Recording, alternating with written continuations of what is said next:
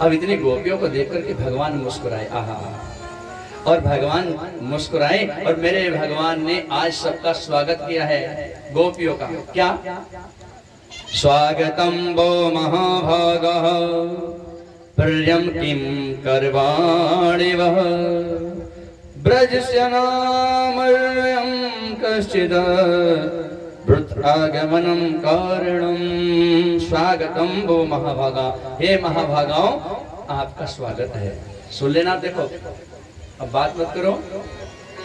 हे देवियों, आपका स्वागत है, आप आई हो, मैं आपका स्वागत करता हूँ। भगवान खुद स्वागत कर रहे हैं। आहा, कितना परम सौभाग्य है उनका, जिनका स्वागत खुद भगवान कर रहे हैं। देवियों, आपका स्वागत है, मैं आपका स्वागत करता हूँ। तो गोपियाँ खुश हो गई। देखो, भगवान ने जब स्वागत किया तो खुश हो गई। अब क्या होता है, लेकिन भगवान ने बात फिर क्या पलट दी। पहले स्वागत किया कि आपका स्वागत है, लेकिन आप क्यों आई हो? भगवान बोले, आप क्यों आई हो? अब इतना जब भगवान ने कहा तो सारी गोपियों के चेहरे का तेज समाप्त हो गया। महाराज मुरट पे। क्यों भाई? एक बात बताओ, पहले आप किसी व्यक्ति को बुलाएं, दावत दे दो घर पे बुलाने की कि भैया हमारे घर आना, और वो व्यक्ति घर पे पहुंच जाए, और जब पहुंच जाए तो आप कहो कैसे आए हो, तो कैसा लगेगा? बिल्कुल पक्की बेइज्जती महसूस होगी। तो आज भगवान ये तो कह रहे क्यों आई हो? अरे पहले तो नाम ले लेके बंसी में सबको बुला लिया, और जब आ गई तो कह रहे क्यों आई हो? अब जब इतना कहा तो गोपियां कुछ नहीं बोलती। अब नीचे बैठ गई सारी की सारी, अपने पैर के अंगूठे से धरती को कुरेदने लगी, कुछ नहीं बोलती। अब क्या कहें? अब आ गई तो कहें क्या? पहले बुलाया और कह रहे क्यों आई हो? तो अब बड़ी शांत हो गई, बहुत देर हो गई। भगवान देखो यहाँ पर क्या कह रहे हैं, रजनी सा घोर रूपा घोर सत्वा निसेविता प्रतियात व्रजम नेह स्थेयम स्त्रियम स्त्रीभिः सुमध्यमा। अरे देवियों, ये कितनी घोर रूपा रात्रि है, और इतनी घोर रूपा रात्रि में इस निर्जन वन में आप अपने अपने पतियों को छोड़कर मेरे पास चली आई। अब बेचारी गोपी कोई जवाब नहीं देती। दष्टम वनम कुसुमितम राकेश कर रचितम। भगवान बोले, हो मैं समझ गया तुम क्यों आई हो। क्या कि तुमने यमुना का, इतना बड़ा सुंदर यमुना का किनारा है और सुंदर सा चंद्रमा आज निकल रहा है, तो चंद्रमा की चांदनी को देखने आई हो तुम। चलो अगर देख लिया हो तो जाओ, क्योंकि ये वन है और वन में हिंसक पशु रहते हैं, आपको मार के खा जाएंगे। तो गोपियां कुछ नहीं बोली। अब देखो भगवान यहाँ पर थोड़ा नारी को काय का पाठ पढ़ा रहे हैं, पतिव्रत धर्म का। नारी के पतिव्रत धर्म का यहाँ पर थोड़ा पाठ पढ़ा रहे हैं भगवान। देखो सुन लो। भगवान बोले, एक बात बताओ, आप निर्जन वन में अकेली आ गई हो अपने अपने पतियों को छोड़ करके। तुम्हें पता है कोई भी पतिव्रता नारी कभी अकेली नहीं जाती, खास करके रात्रि के समय तो बिल्कुल भी उसे अकेला नहीं निकलना चाहिए अपने पति के बिना। लेकिन तुम कैसी पतिव्रता अपने अपने पतियों को छोड़ करके मेरे पास चली आई? इतना जब सुना तो भगवान बार बार कह जा रहे हैं, तुम कैसी पतिव्रता हो जो अपने पतियों को छोड़ करके चली आई? तो देखो गोपी कुछ नहीं कहती। तो भगवान बोले, तुम्हें पता है पतिव्रत धर्म में कितनी बड़ी शक्ति होती है? पतिव्रत धर्म के कारण ही सावित्री अपने पति को लौटा करके ले आई, जिंदा कर दिया। ये पतिव्रत धर्म में माता अनसुईया ने तीनों देवों को छोटा छोटा बच्चा बना दिया। काहे के कारण? पतिव्रत धर्म के कारण। तो पतिव्रत धर्म में बहुत ताकत होती है। तुम कैसी पतिव्रता हो अकेली आ गई छोड़ करके अपने अपने पतियों को? तो यहाँ पर भगवान एक बात सुना रहे कि सुनो, देखो पतिव्रत धर्म के में कितनी शक्ति होती है। एक पतिव्रता स्त्री है, वो क्या करती है? नित्य प्रति अपने पति की खूब सेवा करती है, और पति की जब सेवा करती है निस्वार्थ भाव से करती है, खूब आनंद के साथ। अब एक दिन की बात है, उसका पति बाहर से जब कमा के आया तो गर्मी का समय था थोड़ा, अब गर्मी हो रही थी, उसने जल मांगा, अपने पति को जल पिलाया। अब वो लेट गया, अब सर अपनी पत्नी की गोद में रख लिया और लेट गया। अब वो हवा करने लगी, हवा करते करते उसको नींद आ गई। उसके पति को जब नींद आ गई तो उनका एक बच्चा है, 15 महीने का बच्चा है, तो वो आंगन में खेल रहा था। अब आंगन में जब बच्चा खेल रहा है तो आंगन में एक यज्ञ कुंड बना हुआ है, बहुत बड़ा अग्नि कुंड, उसमें अग्नि दहक रही है। अब धीरे धीरे वो बच्चा अग्निकुंड की ओर जाने लगा। अब वो पतिव्रता नारी अपने पति को हवा कर रही है, उसका पति सो रहा है आराम से। अब बच्चा जब अग्निकुंड की ओर बढ़ रहा है तो आज वो सोचने लगी कहीं मेरा बच्चा अग्निकुंड में न गिर जाए, लेकिन मैं अपने पति की सेवा को भी छोड़ करके नहीं जा सकती। अगर मैं सोते हुए पति को अगर उठाती हूँ तो मेरा पतिव्रत धर्म नष्ट हो जाएगा। अभी ये भी सोए हैं और बीच में नींद, अगर मैंने बीच में से नींद में उठा दिया तो मेरा पतिव्रत धर्म नष्ट हो जाएगा। मैं अपने पतिव्रत धर्म को नष्ट नहीं होने दूंगी। आज ऐसा सोच रही है, लेकिन देखते देखते उसकी आंखों के सामने वो बच्चा अग्निकुंड में गिर गया। महाराज उसने आंखें बंद कर ली, लेकिन अपने पति की सेवा बंद नहीं की। आंखों से आंसू टपकने लगे और जैसे ही आंखों से आंसू गिरे तो आज उसके पति की आंख खुल गई। उसका पति उठा रहे, देवी क्यों रो रही हो? बस दौड़ी अपने बच्चे को देखने के लिए। और जैसे ही अग्निकुंड के पास पहुंची तो आज जाकर के जब देखा तो उस अग्निकुंड में उसका बच्चा आनंद के साथ खेल रहा है, सुरक्षित। क्यों? पतिव्रत धर्म के कारण आज अग्नि भी उसके बच्चे को जला नहीं पाई। इतनी ताकत है पतिव्रत धर्म में। और तुम कैसी कैसी पतिव्रता हो, अपने अपने पतियों को छोड़ के मेरे पास चलिए। अब जब बहुत देर हो गई समझाते समझाते, भगवान कहते हैं नहीं जाना चाहिए। तो एक गोपी बोली, देख जब तक हम नहीं बोलेंगे तो ये बोले चले जाएंगे, इन्हें जवाब देना पड़ेगा। तो एक गोपी खड़ी हुई है और एक गोपी ने खड़े होकर के कहा, कन्हैया देखो जितनी तुमने ये बातें बताई हैं, ये कहानी जो सुनाई है, एक आध कहानी हमने भी पढ़ रखी है, हम सुनाए। भगवान बोले हाँ सुनाओ। कि तुम पतिव्रत धर्म का जो पाठ पढ़ा रहे हो तो एक कहानी हम भी सुनाती हैं तुम्हें। तो एक देखो एक गोपी ने क्या कहा। ये कन्हैया एक पतिव्रता स्त्री है और जब तक वो अपने पति को भोजन ना करा दे भोजन नहीं करती, और करना भी नहीं चाहिए। देखो शास्त्र कहता है जब तक पति भोजन ना कर ले तब तक पत्नी को भोजन नहीं करना चाहिए, ये शास्त्र कहता है। और खास करके पति पत्नी को एक थाली में एक साथ कभी भोजन नहीं करना चाहिए। जो पति पत्नी एक साथ भोजन एक थाली में करते हैं वो भोजन मदिरा के समान माना गया है, मदिरा पान करने के समान। एक थाली में जो भोजन करते हैं नहीं करना चाहिए। लेकिन आजकल तो फैशन चल रहा है, क्यों जी? एक थाली में शुरुआत होती है, शादी में भी बिल्कुल। हाँ, जयमाला के बाद वो डिनर चलता है ना, चलो वो उसके मुंह में वो उसको मिल लो, खाओ। क्यों पेट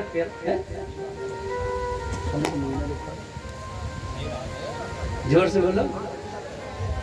हाँ, वो उसके मुंह में देंगे ऐसे करके लो। भैया एक थाली में खाने से प्रेम बढ़ता है? हाँ या ना? प्रेम बढ़ता है? कुछ तो बोलो, बढ़ता है? अब देखो ऐसे चुप्पे साथ गए। चलो हाथ उठा के बताओ, एक थाली में खाते हैं साथ साथ? तुम खाते हो? पक्की बात?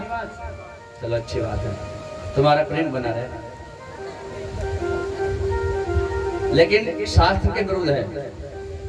वो भोजन मदिरा के समान माना गया है। जिस भोजन में बाल आ जाए वो भोजन नाली के कीचड़ के समान बन जाता है, उसको भी नहीं खाना चाहिए। जिस भोजन में ठोकर लग जाए वो विष्ठा के समान बनता है, उसको भी नहीं खाना चाहिए। एक थाली में कभी पति पत्नी को भोजन नहीं करना चाहिए। हाँ, पिता और बेटी, अविवाहित जो बेटी है अपनी अविवाहित बेटी के साथ पिता भोजन कर सकता है, और जो पिता अपनी अविवाहित बेटी के साथ भोजन करता है तो उसकी अकाल मृत्यु नहीं होती। अकाल मृत्यु का हरण करती है बेटी, दीर्घायु होता है उसका। बेटी के साथ भोजन करना चाहिए। अब देखो कैसे चर्चा चल रही है। अब देखो सुनो और सुनो, यहाँ तो नियम तो इतने हमारा, तुम सुनने वाले पक्के हो, तुम तो पूरी रात में सुनाए जा, लेकिन हाँ अभी कच्चे हो थोड़े। जोर से बोलो राधे राधे। यहाँ पर तो चलने के भी नियम है। अच्छा, जब कहीं सफर में जा रहे हैं पति पत्नी तो पत्नी को आगे चलना चाहिए, पति के पीछे। जोर से बोलो, पीछे चलना चाहिए। ताली बजाओ जोरदार। सही है या गलती है? गलत? क्यों? हाँ चलो।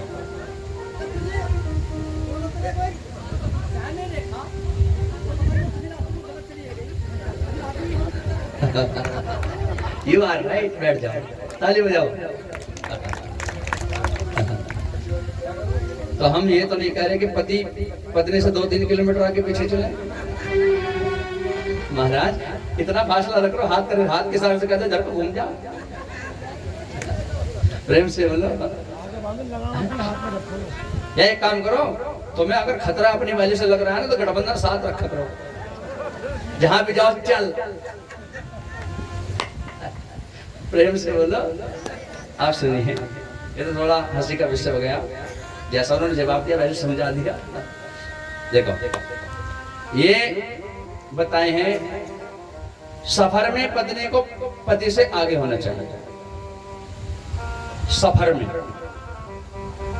ये नहीं कि घर में भी एकदम किसी भी कार्य में एकदम इंटरफेयर करते हैं, मेरी चलेगी, ऐसा नहीं। सफर में अगर कहीं जा रहे हैं तो नारी को सफर में आगे बताया है, और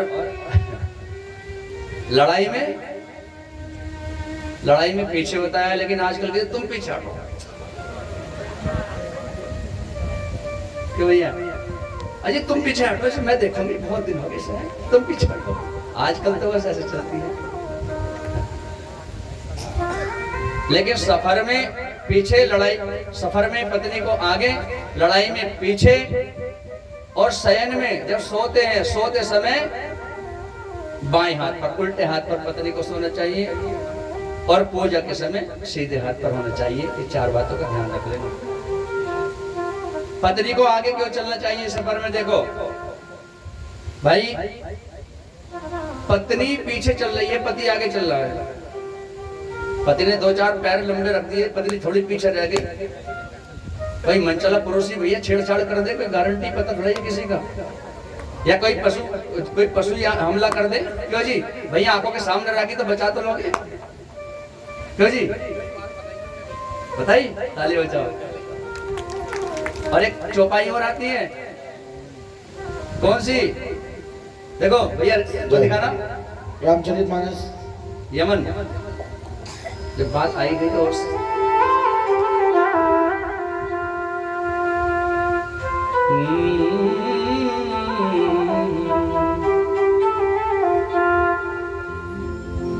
ढोल गवार शूद्र पशु नारी, ढोल गवार शूद्र पशु नारी, ढोल गवार शूद्र पशु नारी, यही ताड़ना के अधिकारी,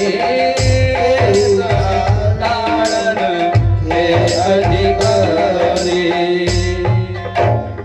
ढोल गमार शूद्र पशु नारी, ये ताड़ना के अधिकारी।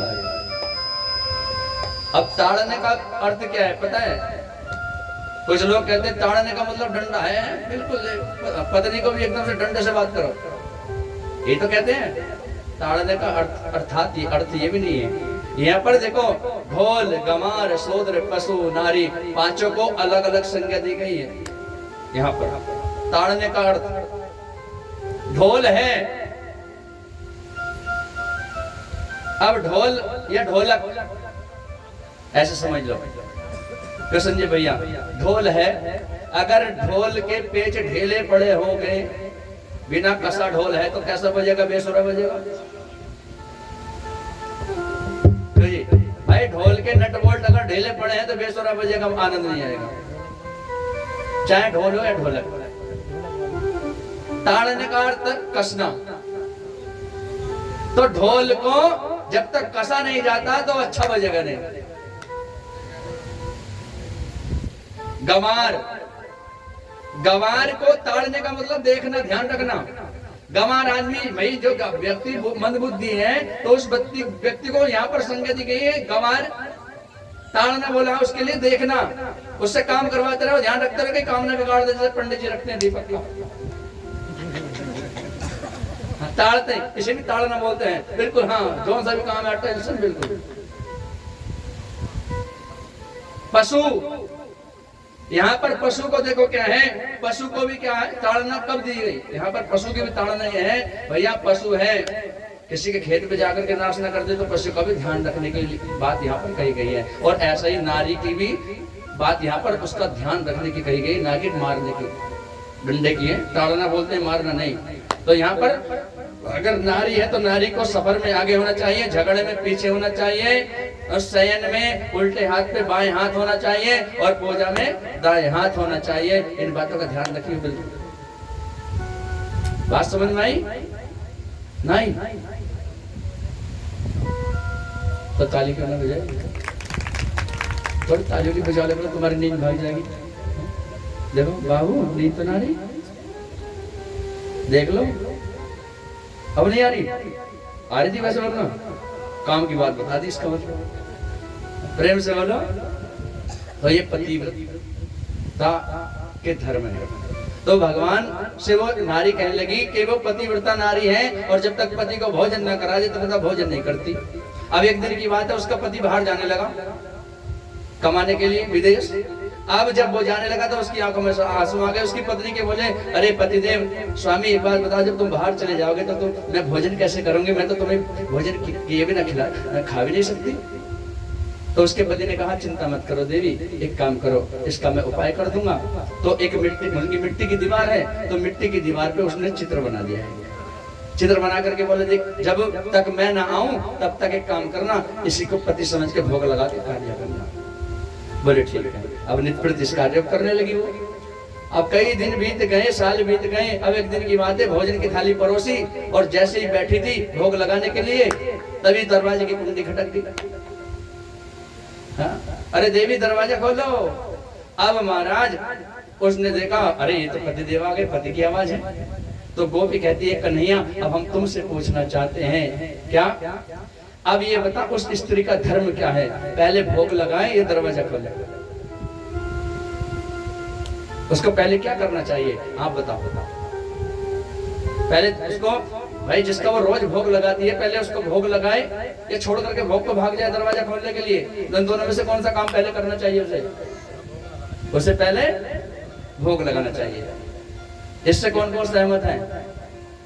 चलो ताली बजाओ। बाकी और पहले क्या करना चाहिए? और किसी का कोई? अब देखो हम इसको भी स्पष्ट करते हैं थोड़ा। आप कह रहे हो कि पहले उसे भोग लगाना चाहिए, लेकिन कन्हैया ने उत्तर दिया कि देवियों, अरे सीधी सी बात है, जब उसका पति दरवाजे पे खड़ा है तो नकली पति को भोग क्यों लगाए? पहले असली को लगाए, जब असली आ गया। क्यों जी भाई, जब दरवाजे पर असली पति आ गया है तो फिर नकली को भोग क्यों लगाए? अरे दरवाजा खोले, अपने पति का स्वागत करके उसको पानी पिलाए, उसको भोग लगाए। असली को भोग लगाए, फिर नकली को भोग क्यों लगाए? वो तो चित्र है, तो चित्र को भोग लगाए कि क्या करेगी? जब असली आ गया। अब यहाँ पर परमात्मा की प्रतिमा के आगे रोज धूप जलाते हैं, पूजा करते हैं, और भैया अगर स्पष्ट रूप से परमात्मा हमें दर्शन दे तो हम क्या करेंगे? असली वाले के तो भोग लगाएंगे फिर क्या? तो उसका धर्म है कि वो पहले दरवाजा खोले, असली वाली को भोग लगाए।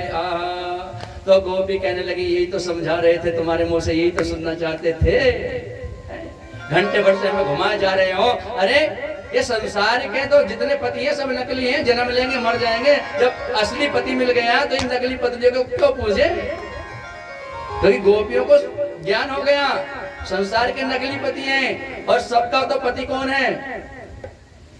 हमारे परमात्मा सबके पति है। तुम्हारा भी, हमारा भी, और तुम्हारा भी पति। हम सब कहते हैं, तुम हो एक अगोचर सबके प्राणपति, स्वामी सभी के प्राणपति। तुम हो एक अगोचर सबके प्राणपति। अरे सबकी आत्माओं के तो पति कन्हैया तुम हो, तो फिर इन नकली पतियों को क्या करेंगे? ऐसे वर को क्यों वरे जो जन्मे और मर जाए, बर बरियो गोपाल जी, जासे जुड़ लो अमर हो जाए। तो नकली पतियों को छोड़ के आ गई, हम तो असली वाले की, हमें असली मिल गया तो नकली का क्या करना है? तो यहाँ पर भगवान देखो ऐसी बात कर रहे हैं। तो परीक्षित बोले सुखदेव जैसे कि गुरुदेव एक बात बताओ, भगवान ऐसी बात क्यों कर रहे हैं? जब इन्हें बुलाया तो सुखदेव जी बोले, भगवान परीक्षा ले रहे हैं कि कच्ची है या पक्की। जीव भगवान पहले जीव को भगवान अपनी ओर खींचते हैं, और जब भगवान के पास आ जाता है तो फिर भगवान उस सबकी परीक्षा भी करते हैं कि कच्चा है पक्का है या भी संसार में घूम रहा है। भगवान देखना चाहते हैं ये पूरा संसार छोड़ करके मुझ में आसक्त हो गई है, पूरा भरोसा मुझ पे कर दिया है या अभी इनकी आसक्ति संसार में है। अगर इनकी आसक्ति संसार में होंगी तो वापस चली जाएंगी, लेकिन गोपी ने कह दिया नहीं, मर जाएंगे लेकिन जाएंगे नहीं। तो भगवान बड़े प्रसन्न हुए और आज मेरे भगवान ने यहाँ पर रास किया है, गोपियों के साथ प्रारंभ किया है। दो ही गोपी बिच बिच माधव। अब हर गोपियों को ऐसा लग रहा है गोपी को कन्हैया मेरे साथ खेल रहे हैं, कन्हैया मेरे साथ नाच रहे हैं। यहाँ पर रास प्रारंभ हो गया है महाराज। अब जब रास प्रारंभ हुआ है तो देखो क्या होता है। अब गोपियों को अभिमान आ गया, थोड़ा गोपियों का अभिमान ही आ गया। कुछ गोपी सोचने लगी देखो भगवान हम कितना प्रेम करते हैं, मुझसे मेरे साथ नाच रहे हैं भगवान। अब देखो जहां आता है अभिमान वहां से चले जाते हैं भगवान। अभिमान जहाँ है वहां पर भगवान नहीं रहते। तो भगवान ने सोचा अच्छा इन्हें अभिमान आ गया, इनके इस अभिमान को भी दूर करना पड़ेगा। भगवान पहले भक्त के अभिमान को ही दूर करते हैं। जैसे माँ होती है ना, अगर किसी बच्चे के वो फुंसी निकल जाए तो उसका फोड़ देगी, कहीं नासूर न बन जाए है। तो ऐसे ही भगवान अपने भक्त का पहले अभिमान दूर करते हैं, चल इसका अभिमान दूर करें। तो आज भगवान अंतर ध्यान हो गए सब गोपियों को छोड़ करके। और महाराज जैसे ही गोपियों को छोड़ करके भगवान अंतर ध्यान हुए, सारी गोपियां रोने लगी, रुदन कर लगी, कन्हैया कहाँ हो तुम, कहाँ हो, कहाँ हो हमारे प्राण प्यारे, तुम कहाँ हो।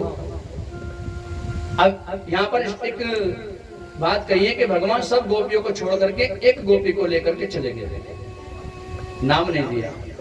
स्पष्ट नाम इसलिए नहीं लिया क्योंकि संत कह रहे हैं वो गोपी कोई और नहीं है, वो श्री राधा रानी है। राधा जी का नाम स्पष्ट इसलिए नहीं दिया क्योंकि सुखदेव जी महाराज राधा नाम नहीं ले सकते थे, क्योंकि सुखदेव जी महाराज की गुरु है राधा रानी। और अगर राधा का नाम ले लेते सुखदेव जी महाराज 6 महीने की समाधि लग जाती है। तो सुखदेव जी महाराज जी ने बड़ी सोच समझ के कथा को सुनाया है। अगर एक बार भी राधा कह देते तो उनकी 6 महीने की समाधि लग जाती, तो परीक्षित को तो मोक्ष धरा रह जाता। तो बड़े सोच समझ के कथा सुनाई है। तो यहाँ पर कहीं बधू कहते हैं, कभी कुछ कहते हैं, तो बधू कहकर यहाँ पर राधा रानी को उच्चारण किया है। तो आज कह रहे हैं एक सखी को लेके गई। अब सारी सखियां ढूंढते ढूंढते आगे जब गई तो देखो जा रहे हैं। अब उधर राधा रानी को भी क्या हो गया, अभिमान हो गया कि देखो भगवान मुझसे ही कितना प्रेम करते हैं, मेरे लिए सबको छोड़ दिया। तो बोली राधा रानी कन्हैया चला नहीं जा रहा। भगवान बोलते काम करो हमारे कंधे पे बैठ जाओ। राधा रानी ने जैसे पैर उठाया तो भगवान वहां से राधा को छोड़ के चले गए। अब तो राधा तो मूर्छित होकर गिर गई बिल्कुल। आगे गोपियों ने जब जाकर के देखा राधा भी मूर्छित पड़ी। अरे तो आज ऐसी व्याकुल हो गई है यमुना के साथ ही, इतनी व्याकुल हो गई सब गोपियां, कन्हैया को बन बन ढूंढ रही है। कन्हैया हे लताओं तुमने हमारे कन्हैया को देखा है, हे मोर हे तुमने हमारे कन्हैया को देखा है, हे पपी है जरा बता तूने हमारे कन्हैया को देखा है। महाराज आज गोपियां ऐसी हो गई जैसे जल के बिना मछली तड़पती हैं, ऐसे तड़पने लगी कन्हैया के लिए। कन्हैया की याद में कन्हैया तुमसे मिलने को ऐ मुरली वाले, तुमसे मिलने को ऐ मुरली वाले, दिल के अरमान चलने लगे हैं। तुमसे मिलने को ऐ मुरली वाले, दिल के अरमान चलने लगे हैं। तुमसे मिलने को ऐ मुरली वाले, दिल के अरमान चलने लगे हैं। दिल के अरमान चलने लगे हैं, दिल के अरमान चलने लगे हैं। हाल ऐसा हुआ है कन्हैया, हाल ऐसा हुआ है कन्हैया, खोए खोए से रहने लगे हैं। हाल ऐसा हुआ है कन्हैया, खोए खोए से रहने लगे हैं। तुमसे मिलने को ऐ मुरली वाले।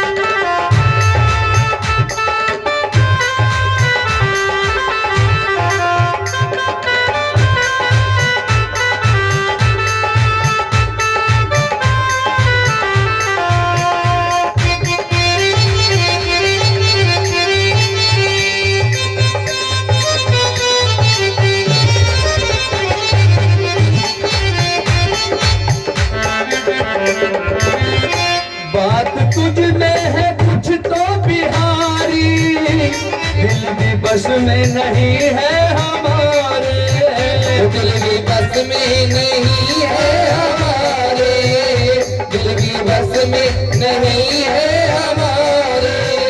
कन्हैया अरे अब तो ना भूख लगती है ना प्यास लगती है, बैरक तेरे बिना ये जिंदगी भी उदास लगती है। बात तुझ में है कुछ तो बिहारी, दिल भी बस में नहीं है हमारे,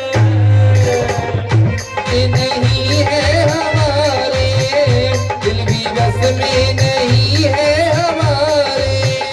जैसे जल के बिना तड़पे मछली, जैसे जल के बिना तड़पे मछली, हम भी वैसे तड़पने लगे हैं तुमसे मिलने को ऐ मुरली वाले, दिल के अरिमाम जलने लगे हैं।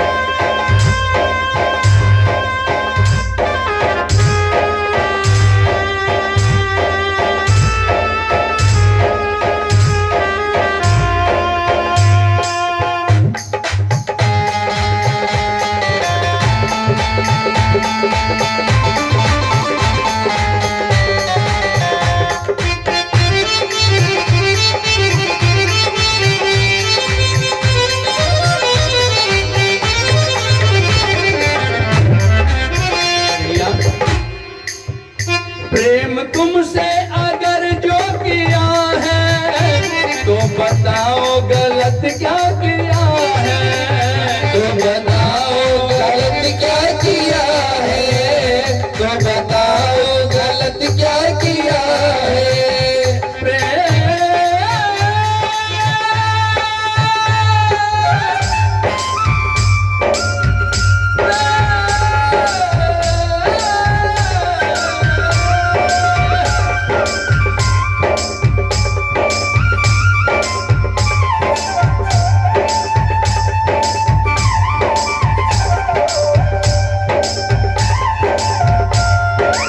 तुमसे अगर जो किया है तो बताओ गलत क्या किया है, तो बताओ गलत क्या किया है, तो बताओ गलत क्या किया है। ताने सारे जहां के कन्हैया, तारे सारे जहां के कन्हैया, अब तो हंस हंस के सहने लगे हैं तुमसे मिलने को ऐ मुरली वाले, तुम्हें अरमान मिलने लगे हैं तुमसे मिलने को ऐ मुरली वाले। प्रेम तुमसे अगर जो किया है तो बताओ गलत क्या किया है। कन्हैया अगर इसी प्रकार से हमें छोड़ के जाना था, अपनी ग्रह रूपी अग्नि में जला करके मार डालना था, तो जब ब्रजमंडल में आग लगी उस अग्नि से क्यों बचाया, क्यों उस अग्नि से क्यों पान किया, अरे क्यों कालिया नाग से बचाया, क्यों इंद्र के कोप से हमें बचाया, तेरे बिना जीना नहीं सीखा है। लेकिन आज कन्हैया को पुकारती पुकारती बेसुध हो गई, लेकिन भगवान के जब दर्शन नहीं हो पाए अब तो सबने आस तो छोड़ दी। अब गोपियां कहने लगी एक काम करो सखी, देख जैसे कन्हैया नाटक करता है था ना हमारे साथ, एक काम करो हम भी ऐसे ही नाटक करते हैं, हो सकता है हम नाटक को थोड़ा करें और उसमें कुछ गलती दिखाई दे और कन्हैया आकर के कहे नहीं नहीं ऐसे नहीं था। तो अब गोपियां क्या बनती हैं, खुद गोपियां कृष्ण बन जाती हैं। कोई गोपी कृष्ण बनती है, कहती है अरे मैं कृष्ण हूँ, देखो मैंने गोवर्धन पर्वत उठाया है, जल्दी आ जाओ सब मेरे नीचे। कोई गोपी कहती है मैं कृष्ण हूँ, मैंने कालिया नाग को रखा है। अब न ऐसी ऐसी लीलाएं करने लगी, अपने स्वरूप में ही कृष्ण का नजर करने लगी। और जब उनके स्वरूप में कन्हैया आ गए तो सब गोपियां राधा रानी को लेकर के यमुना तट पर जाकर के बैठी हैं। और जब यमुना तट पर बैठी है तो उन्होंने एक गोपी गीत गाया है सबने मिलकर के। जो इस गोपी गीत का पाठ अपने घर में नृत्य प्रति करते हैं उनके घर में उनको एक न एक दिन भगवान के दर्शन जरूर होते हैं। आइए 19 श्लोकों का ये गोपी गीत है। चंद पंक्तियां इस गोपी गीत की। सभी हाथ जोड़ करके बैठ जाए 2 मिनट के लिए जरा, सभी बड़े भाव से इस गोपी गीत को श्रवण करें। गोपियां किस प्रकार से गोपी गीत गाती हैं। जयति तेधिकं जन्मना प्रजा त्रयत इंद्रा शाश्वदात्र हे। जयति तेधिकं जन्मना प्रजा त्रयत इंद्रा शाश्वदात्र हे। जयति दशदा दिक्च्युतावका सदैर्घृता सदा विजेन्वते शरदुदासये साधु जात सद सरस जोदर त्रिमोक्षादृशा सूरत नाथ ते सुखदासिका वरद विघ्न तो नेह किं वधे विसजला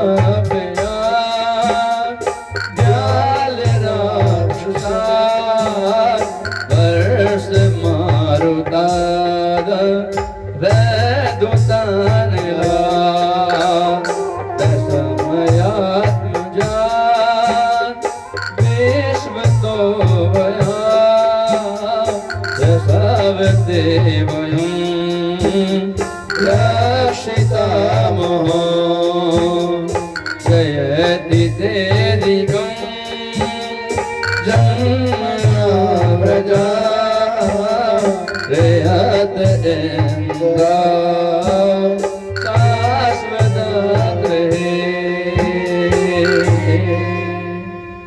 जयति तेधिकं हम तुम्हारे थे प्रभु जी हम तुम्हारे हैं हम तुम्हारे ही रहेंगे ओ मेरे प्रियतम। बताए जब बड़े दुखी मन से भगवान पे लिए अधीर होकर के इस गोपी गीत का गान किया ना तो भगवान से रहा नहीं गया, फिर प्रकट हो गए। ये ऐसा गोपी गीत है। देखो ये जब तक भागवत में इसका श्लोक का स्मरण ना हो ना तो वो भागवत भी पूर्ण नहीं समझो। ऐसा भी कहते हैं भागवत का गोपी गीत और सब गाते भी नहीं है, इसको साधारण नहीं है।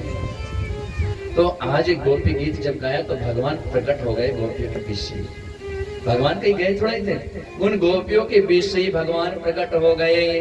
क्यों हो गए? देखो भगवान गोपियों को नजर क्यों आ गए?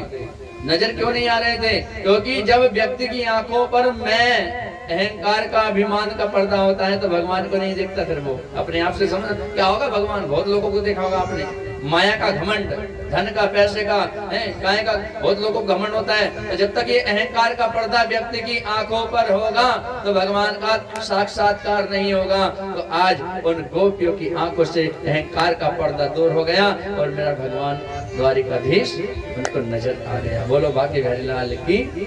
और आज भगवान ने उन गोपियों के साथ बड़े प्रेम से रास किया है। इस रास में भोले बाबा भी आए हैं। देवी देवता आए हैं। भोले बाबा पार्वती मैया जब रास में आ रही हैं तो भोले बाबा बोले कहाँ जा रही है? बोले रास में। बोले हम भी चलेंगे। बोले तुम नहीं जा सकते। बोले क्यों? क्योंकि वहां पर नारी जाएंगी, पुरुष नहीं जा सकते। पुरुष इज नॉट अलाउड।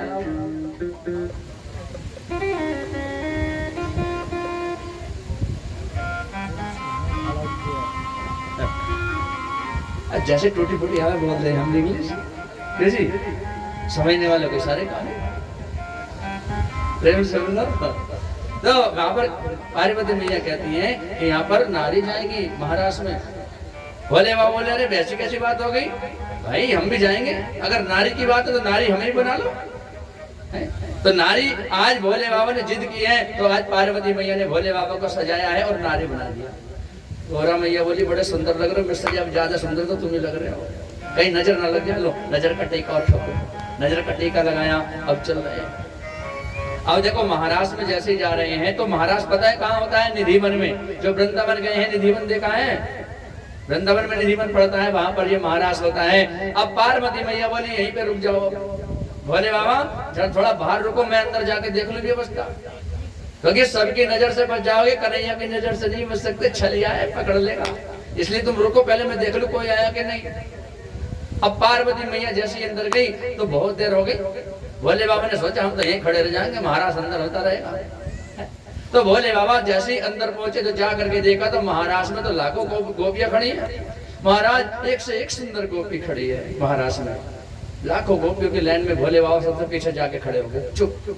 अब देखो ऐसे नहीं गए, बिल्कुल घूंघट करके गए भोले बाबा, लंबा सा घूंघट किया और जाकर लाइन में खड़े हो गए। अब कन्हैया की नजर पड़ गई, देखो। और जैसे ही आज कन्हैया की नजर पड़ी तो आज कन्हैया बोले राधा, बोले हाँ कन्हैया, कि देखो आज मुझे ऐसा लगता है जो महाराज हो रहा है इसमें कुछ गोपियां नई नई आई हैं, ऐसा लग रहा है। तो एक काम करो, थोड़ी इनके एड्रेस पूछ लो, नाम पता पूछो कहाँ से आई है, जरा गिनती करो। राधा बोली ठीक है। अब देखो लाइन में खड़ी है सब गोपियां, तो राधा आगे पहुंच गई बिल्कुल लेके कलम दबा, नाम पूछा, देवी कहाँ से आई हो?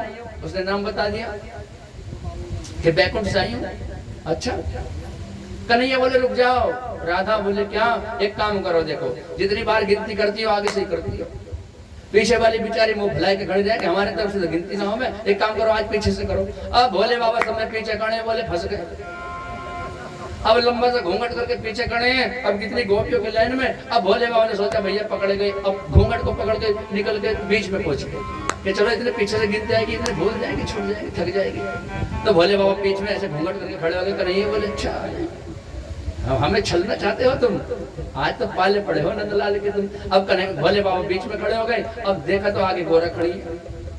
अब जब गोरा खड़ी है भोले बाबा बोले गोरा से बचा ले, गोरा तो फंस गए। पार्वती मैया ऐसे देख के बोली मैं ना जानती कहाँ से आई। मैंने पहले ही मना किया था मत चलो, लेकिन तुम तो मुझे फंसवाओगे। तो पार्वती मैया बोली मैं, अब देखो भोले बाबा बेचारे आगे को घूंघट करें, खींचे तो पीछे से जटा दिखे, अब पीछे खेच आगे से दाढ़ी, बड़ी समस्या। अब राधा रानी जैसे पीछे पहुंची तो कन्हैया ने आवाज लगा दी, अरे राधा एक काम करो। बोले क्या? देखो ऐसे भी ठीक नहीं लगता। बोले क्या? कि देखो कभी तुम आगे से गिनती कर लो, कभी पीछे से, बेचारी बीच वाले तो बुराई मानी खड़े रह के, ऐसे तो गिनती कभी शुरू ना हो। मैं तो एक काम करो बीच से कर लो आज गिनती। और जब इतना कहा राम राम राम बोले वाह, फंस गए। और देख के भोले बाबा को और बोले कृष्ण कन्हाई, और बोले कृष्ण कन्हाई, और सब तो आई बिन घूंघट, ये घूंघट में कौन आई, और जाके पकड़ी कलाई।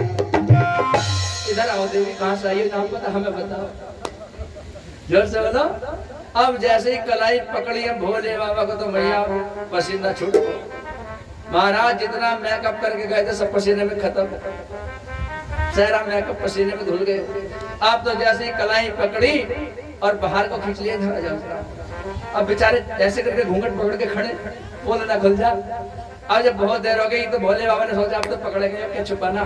तो भोले बाबा कहते हैं चलो भैया, चले गए। कन्हैया ने कलाई पकड़ रखी है। कन्हैया बोले आई हो कहां से गोपी 16 श्रृंगार करके, मथुरा शहर का सारा मीना बाजार लेके, इतना लंबा चौड़ा घूंघट, इतनी सुंदर साड़ी, इतना मेकअप कर रखा तुमने, डेंटिंग पेंटिंग, जरा कहाँ से आई है जरा।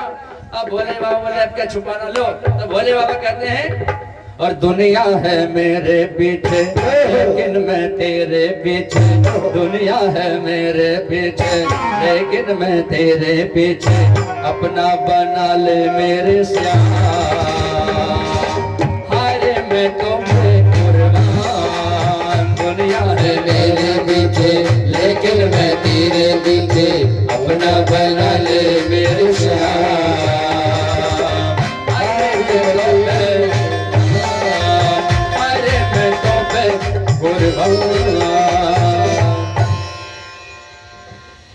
कन्हैया बोले ऐसे बात ना बनेगी। और घूंघट खोला जब भोले ने, भोले घूंघट खोला, घूंघट खोला जब भोले का, भोले है शर्माए, भोले है शर्माए,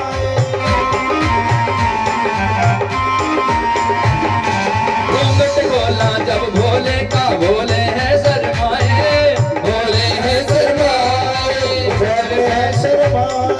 उस दिन से ही भोले बाबा गोपेश्वर कहलाए, आज गोपेश्वर कहलाए। जैसे ही भोले का घूंघट उठाया तो देख के कन्हैया को भी चक्कर चला गया। क्यों? लंबी लंबी दाढ़ी, लंबी लंबी मूछें, गोपी गोपा। भैया ये कैसी गोपी है? उस दिन से ही भोले बाबा गोपेश्वर कहलाए। आज ब्रज में मेरे भोले बाबा भगवान कन्हैया से इतना प्रेम करते हैं कि आज गोपी बने बैठी है ब्रज में। और जब तक गोपेश्वर भगवान के दर्शन नहीं होते ना, ब्रज की यात्रा अधूरी है। हाँ, इसलिए जब ब्रज में जाते हैं ना तो जाकर के जब तक गोपेश्वर नाथ के दर्शन ना हो, भगवान बड़े सुंदर है, गोपी बने बैठे हैं, जाकर के कभी दर्शन करना, जो गए होंगे देखा होगा उन्होंने। ये है भगवान का प्रेम। भोले बाबा इतना प्रेम करते हैं मेरे कन्हैया से। तो आज यहाँ पर भोले बाबा का एक नाम पड़ गया गोपेश्वर। बोलो गोपेश्वर भगवान की। और ये आज ये महाराष्ट्र पूरे 6 महीने चला है महाराज। तुम तो 6-7 मिनट में बोर हो गए होंगे। हाँ, चलो हाथ रहा सीधे सीधे जो बोर हो रहे हैं।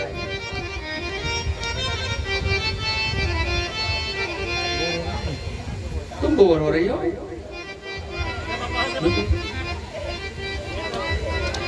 अरे इस बहाने से चलो कम से कम अंगड़ाई तो ले लो है।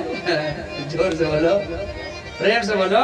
आज ये महाराष्ट्र पूरा हुआ है। उधर देखो नारद जी को ध्यान आया तो नारद जी बोले लो भगवान तो यहाँ लीलाओं में फंसे हैं। अब जिस कार्य के लिए आए थे वो कार्य भूल गए प्रेम के चक्कर में। अब कौन से कार्य के लिए आए थे? कंस का उद्धार करना है। अब कंस को पता नहीं कब मारेंगे। एक काम करो, याद दिलवाएं। क्योंकि नारद भैया, नारद कौन है? देवताओं के मीडिया पर भारी है नारद। इधर उधर के खबर इधर उधर करने वाले, पहुंचाने वाले। तो नारद जी गए कंस के पास और कंस के पास जाकर के कहा, अरे भोजराज कंस। बोले क्या? अरे तुम्हारा शत्रु कृष्ण तो बहुत बड़ा हो गया, मारोगे कि नहीं मारोगे? अब देखो कंस के पास धनुष रखा है। वो धनुष की यहाँ जब तक वो धनुष सुरक्षित है कंस को कोई नहीं मार सकता। तो नारद जी ने सोचा पहले धनुष को बाहर करवाना पड़ेगा, तभी तो मरेगा ये। तो आज बोले कंस, अरे देखो नारद जी मारने के लिए क्या करूं बताओ? जिसे मारने भेजा मर के आया, मार कर तो कोई आया ही नहीं।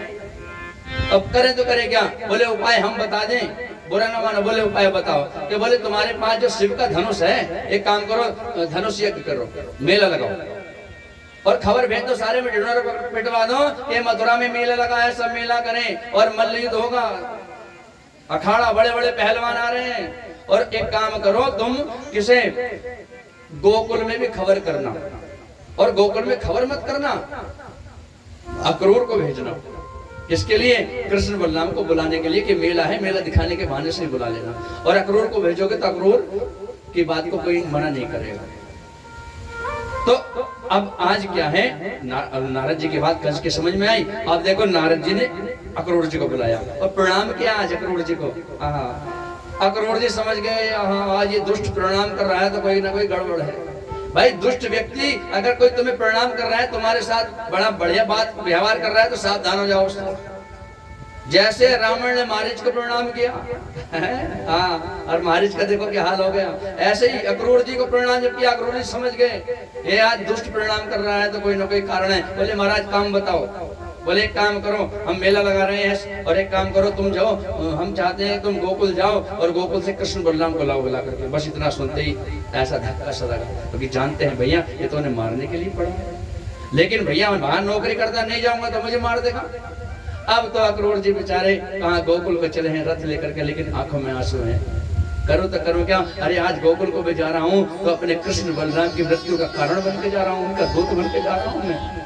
लेकिन अक्रूर जी गए हैं और आज उधर से संध्या का समय है, कन्हैया गई चरा करके आ रहे हैं, रास्ते में मिल गए, प्रणाम किया, काका प्रणाम, बड़े दिनों में कैसे कैसे आना हुआ। आज रोने लगे अक्रूर जी, सारी बात बताई। भगवान बोले देखो काका चिंता मत करो, हम चलेंगे, लेकिन मैया से और बाबा से ये मत कहना कि हमें मारने का षड्यंत्र रचाया है, तो जाने नहीं देगी मैया। एक काम क्या करना कि मेला लगा है, बस मेला का आयोजन बता देना कि मेला दिखाने आया हूँ, बस बाकी काम हमारा, तुम चिंता मत करो। अक्रूर जी घर गए हैं, नंद जी को समझाया, नंद जी से बात की। नंद बाबा बोले अरे भैया अक्रूर, मैं अपने कृष्ण बलराम को कैसे भेज दूं वहां दुष्ट कंस के यहाँ पर, वो तो बचपन से मेरे लालाओं को मारने के चक्कर में रहता। नहीं। अक्रूर जी बोले तुम चिंता कर रहे हो, अरे कृष्ण बलराम को मेला तो मैं दिखाऊंगा, तुम क्यों घबरा रहे हो। नंद बोली मैं तो हाँ कर दूंगा, लेकिन यशोदा से तो पूछ लो। और जैसे ही मैया यशोदा के कानों में वो बात पड़ी, महाराज भोजन की थाली रखी रह गई, खाट से सर लगा करके आंसू बहने लगे झरझर। इतना प्रेम मैया यशोदा अपने लाला से करती है, पता है कितना। इतनी दास दासियां हैं महल में, लेकिन आज तक कभी किसी दासी से श्रृंगार तक नहीं कराया कन्हैया का, अपने स्वयं किया। सारी सेवा भगवान की स्वयं की है यशोदा मैया ने। माखन भी अपने हाथ से निकाल करके खिलाया है। क्यों भैया, सेवा का बदला सेवा है। बचपन में तुम अगर अपने बच्चों की खूब सेवा करोगे, अच्छे से उनका लालन पालन करोगे, उन्हें अच्छे संस्कार दोगे, तो बुढ़ापे में तुम्हारी भी सेवा करेंगे। लेकिन हम क्या करते हैं भैया, खाने कमाने के चक्कर में बच्चों पर ध्यान कौन देता है? कोई भी नहीं दे पाता भैया। संस्कार देने के समय संस्कार नहीं देते, जब बड़ा हो जाता है ना, बिगड़ गया है? फिर संस्कार को कहते हैं तो भैया 20 साल का कुछ संस्कार दोगे फिर तो तुम्हें समझा देगा। क्यों जी, समझाने की उम्र में तो तुमने समझाया नहीं। माँ बाप क्या करते हैं आजकल, बच्चों की बिगाड़ने का कारण माँ बाप खुद है। छोटे छोटे बच्चों को मोबाइल दे देते हैं। छोटा बच्चा होता है 5-6 साल, एक साल का 6 महीने के बच्चों को महाराज मोबाइल दे देंगे। ले ज्यादा रोगा तो मैया क्या करेगी, कार्टून चला के ले देखता रहे, पड़ा रहे, और कार्टून देखता देखता फिर वो कार्टून बन जाएगा, उसकी जिंदगी कार्टून होगी। फिर बच्चों को संस्कार देती है, संध्या के समय बैठ करके अपने बच्चों को बात बताएं, समझाएं। लेकिन कौन समझा रहा है भैया? बेटा अलग हाथ पे पड़ा हुआ मोबाइल में उंगली करता है, माँ इधर पड़ी है, पिताजी इधर पड़े, सब अपने अपने मोबाइल में लग रहे। कौन किसको संस्कार दे रहा है बताओ? और ये मोबाइल, सत्यता तो ये है, इस मोबाइल ने जो है बच्चों की जिंदगी भी बर्बाद कर दी, छोटे छोटे बच्चे। और ये ऑनलाइन क्लास तो जो चली है ना, सही बताए ना, तो बिल्कुल बेकार है ऑनलाइन क्लास कम लेते हैं बच्चे और कार्टून ज्यादा देखते हैं।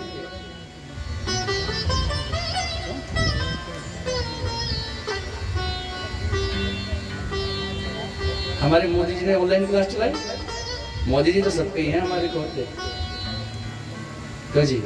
अब देखो मोदी की बात मत करो, क्योंकि देखो यहाँ भी युद्ध छिड़ जाओगे। देखो ये कांग्रेसी हम मोदी, प्रेम से बोलो राधे राधे। अब थोड़ा सा ब्लड प्रेशर नॉर्मल हो रहा है तो नॉर्मल हो, फिर हाई मत करो।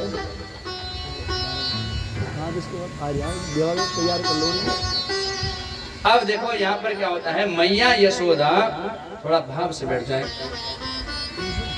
आंखों से आंसू बहने लगे। मेरा लाल मुझे छोड़ करके चला जाएगा। जिस कन्हैया के बिना मेरी सांस रुक जाती है, जिस कन्हैया के बिना मैंने जीना नहीं सीखा, आज वो कन्हैया मुझे छोड़ के जाएगा। इतना जब सुना ना तो मैया रोने लगी। और कन्हैया को जब इस बात का पता चला तो कन्हैया मैया के पास जाकर के बोले, माँ क्यों रोती हो? यशोदा मैया बोली, लाला क्या मुझे छोड़ के जाएगा? कन्हैया बोले, मैया जा पा रहा हूँ, तो मेला देखने तो जाऊंगा। बोले देखो 2 दिन की तो बात है, कल जाएंगे, परसों मेला देखेंगे, तरसवा जाऊंगा। लेकिन मैया मना मत करना, मेला देखने का मन बहुत है मेरा।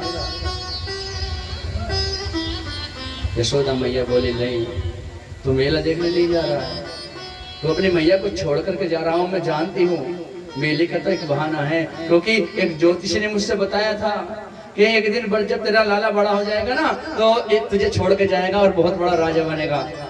इसकी हाथों की रेखाओं में लिखा है। तो कन्हैया मुझे ऐसा लगता है अब तो मुझे छोड़ करके चला जाएगा। मेरे प्यार में कोई सी कमी रह गई है क्या?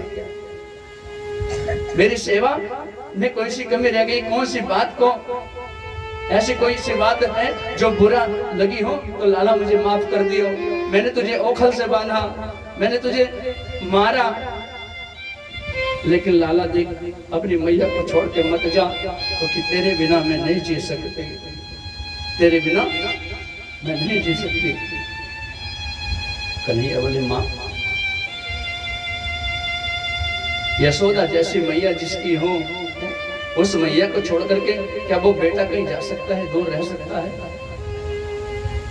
माँ का दिल बड़ा लाजवाब होता है, प्यार इसमें बेहिसाब होता है। बच्चे माँ की कद्र करें ना करें, लेकिन माँ और पिता को सदा अपने बच्चों से प्यार होता है। यह है माँ की ममता। तो आज देखो कन्हैया मैया को मना रहे हैं, कहते हैं माँ, देखो अगर माँ रूठ जाए, देखो माँ एक ऐसी है पूर्ण, जैसे पूर्ण परमात्मा है ना, माँ भी ऐसी पूर्ण है जिसे किसी की आवश्यकता नहीं है।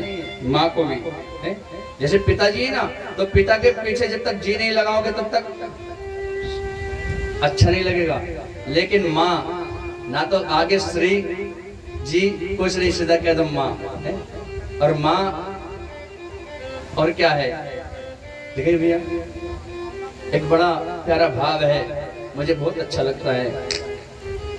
क्योंकि भैया सारे रिश्तों में एक बार को स्वार्थ आ जाएगा, लेकिन माँ और बाप ही ऐसा है जो हरदम ये कहता है क्या कि मेरा बेटा मुझसे आगे जाए, मुझसे भी ज्यादा तरक्की करे, मुझसे भी ऊपर जाए। एक बाप ही ऐसे कहता है, एक माँ है।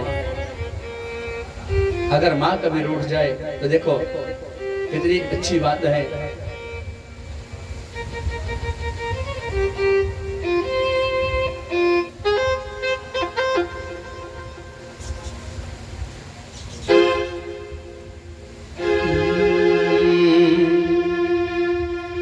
दुखन लागी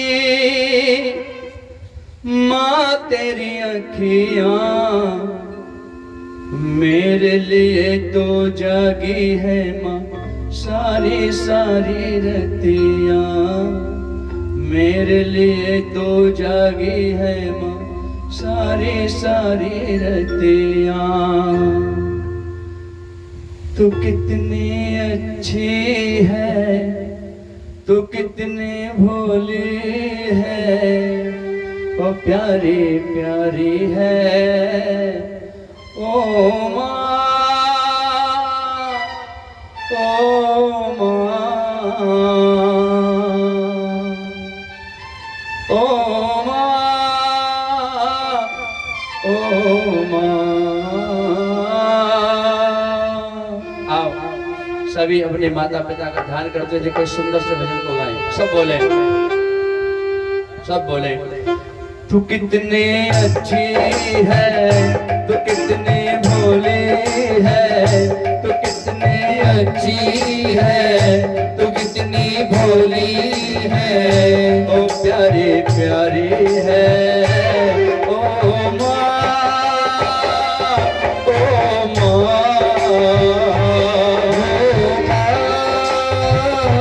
प्यारी माँ। ये जो दुनिया है वो बन है कांटों का, और ये जो दुनिया है वो बन है कांटों का, दो फुलवारी है ओ माँ, ओ माँ, ओ माँ, प्यारी माँ। कहते हैं ये जो माँ है ना दूसरा जन्म लेती है, इतने कष्ट ले करके पालती है, पोसती है, बड़ा करती है। यूं तो दुनिया में कोई सैदा नहीं होता, एक खून का रिश्ता है जो अलैदा नहीं होता।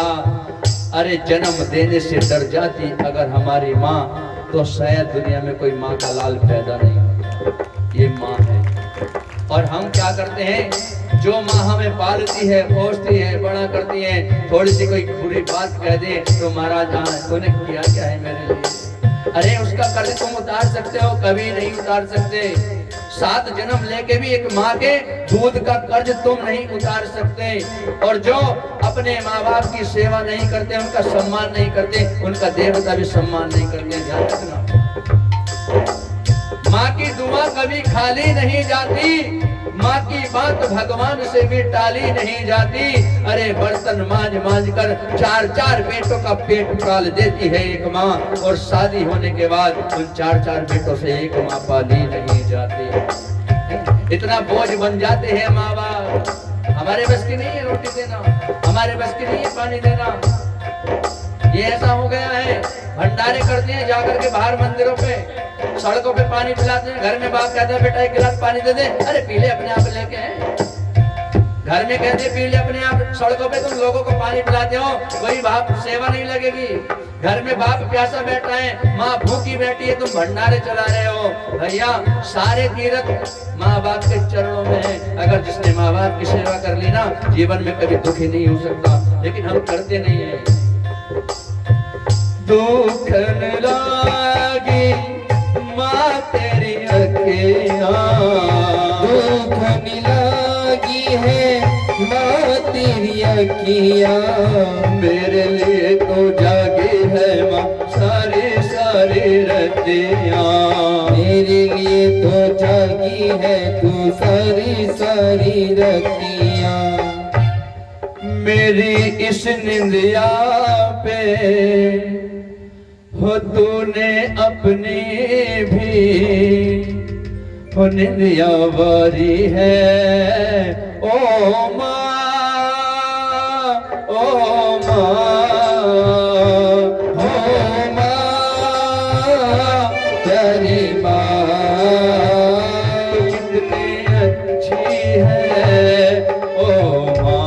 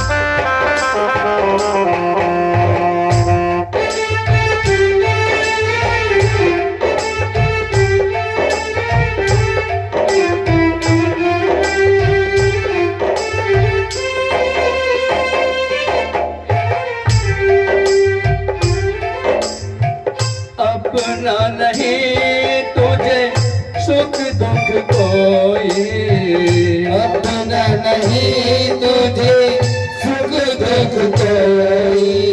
मैं मुस्काया तू मुस्काई, मैं रोया तू रोए, मैं मुस्काया तो मुस्काई, मैं रोया तू रोई। अगर बच्चे को थोड़ा दुख हो जाए ना तो अपने दुख भूल जाती है, खुद नहीं खाती, अपने मुंह का निवाला भी अपने बच्चे को दे देती है। ये है माँ।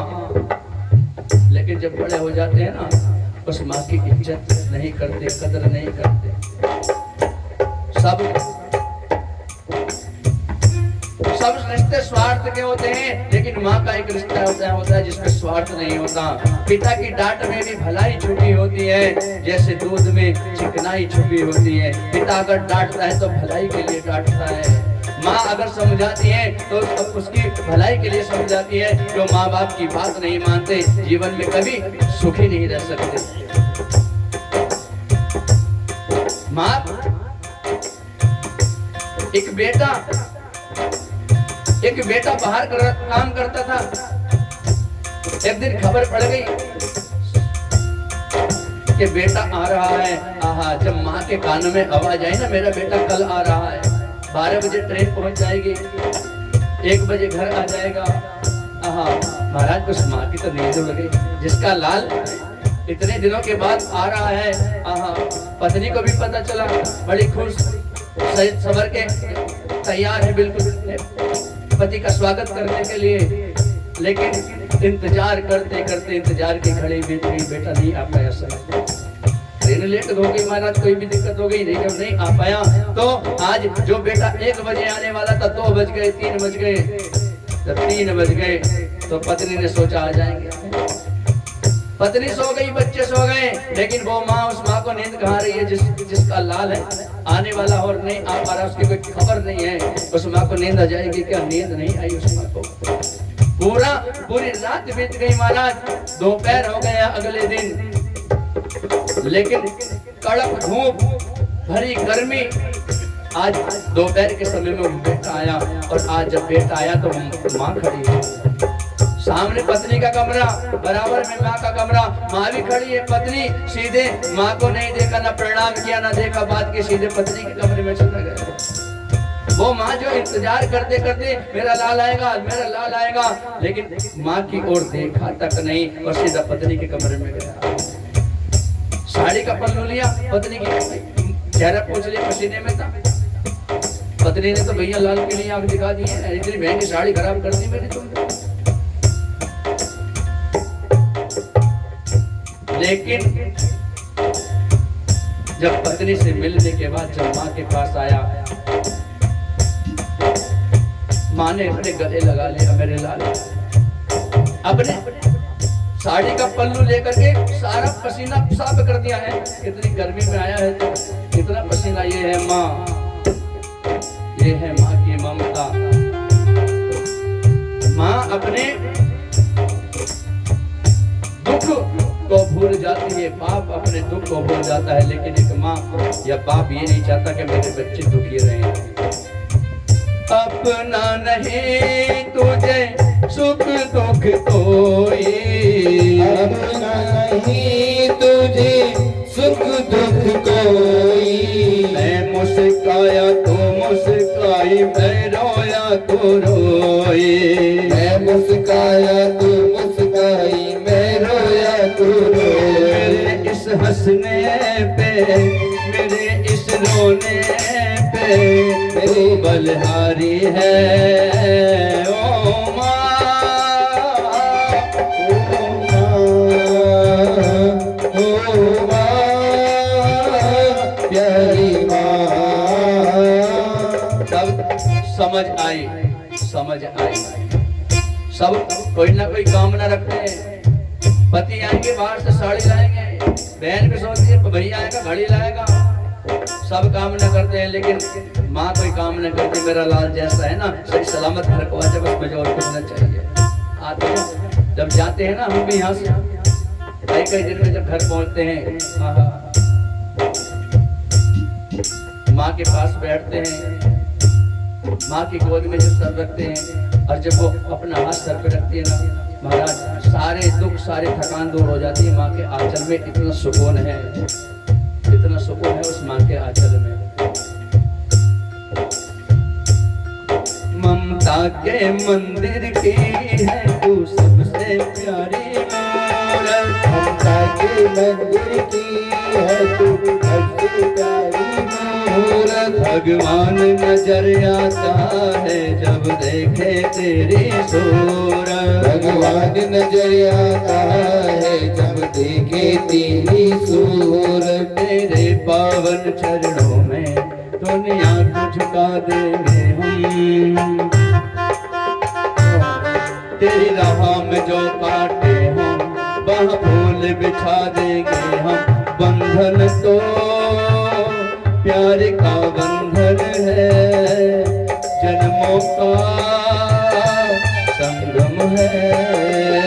इसलिए देखो, जीवन में सब कुछ कर लेना, लेकिन माँ बाप का दिल मत दुखाइयो भैया।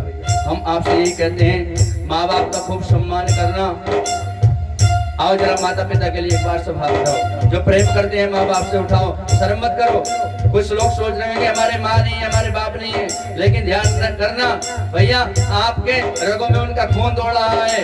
यहाँ से नहीं तो वहां से देख रहे होंगे कि हमारा बेटा हमसे कितना प्रेम करता है, सम्मान करता है। माता पिता के सम्मान में जरा हाथ खड़े करो, सब बोलो, उठाओ हाथ और सब बोलो, सब बोलो, उठाओ।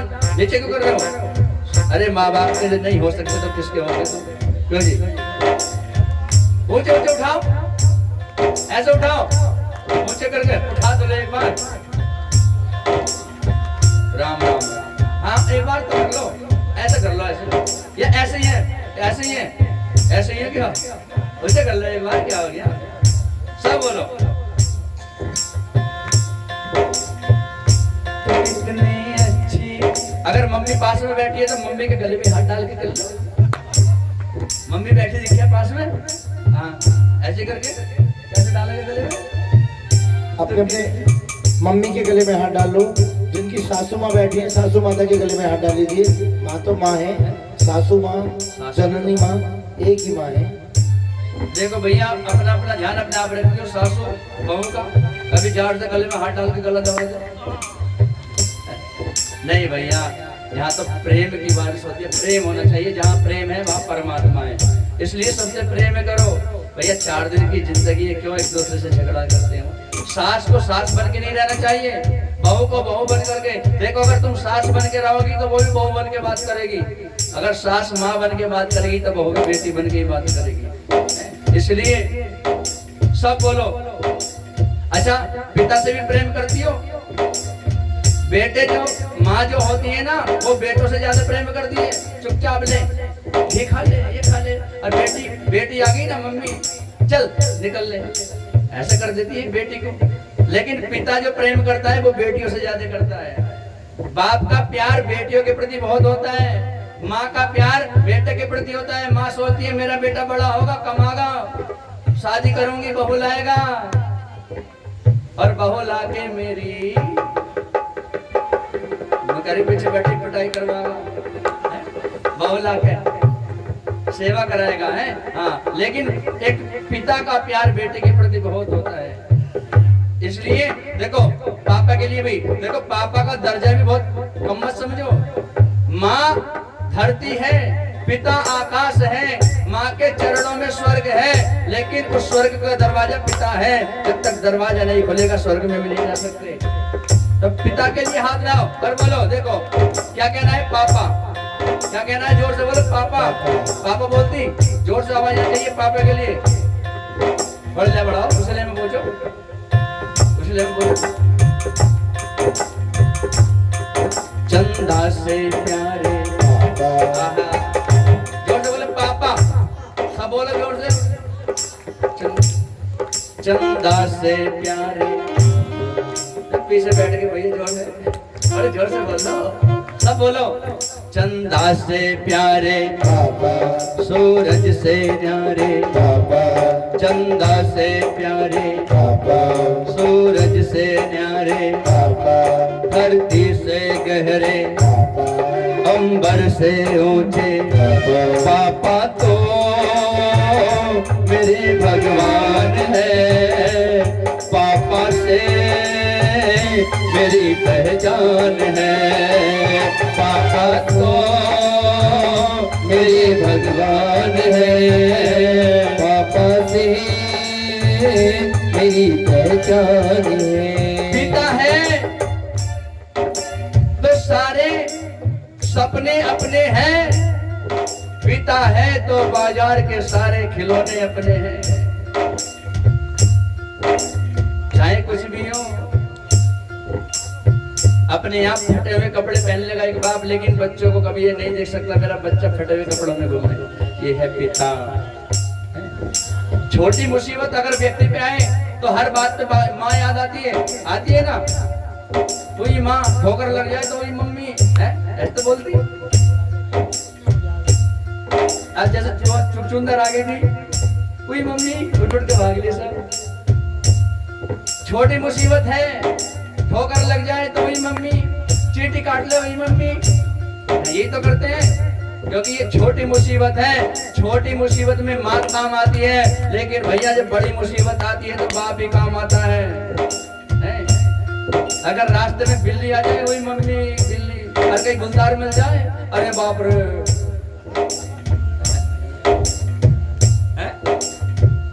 तुमसे नजर से डरना मिले।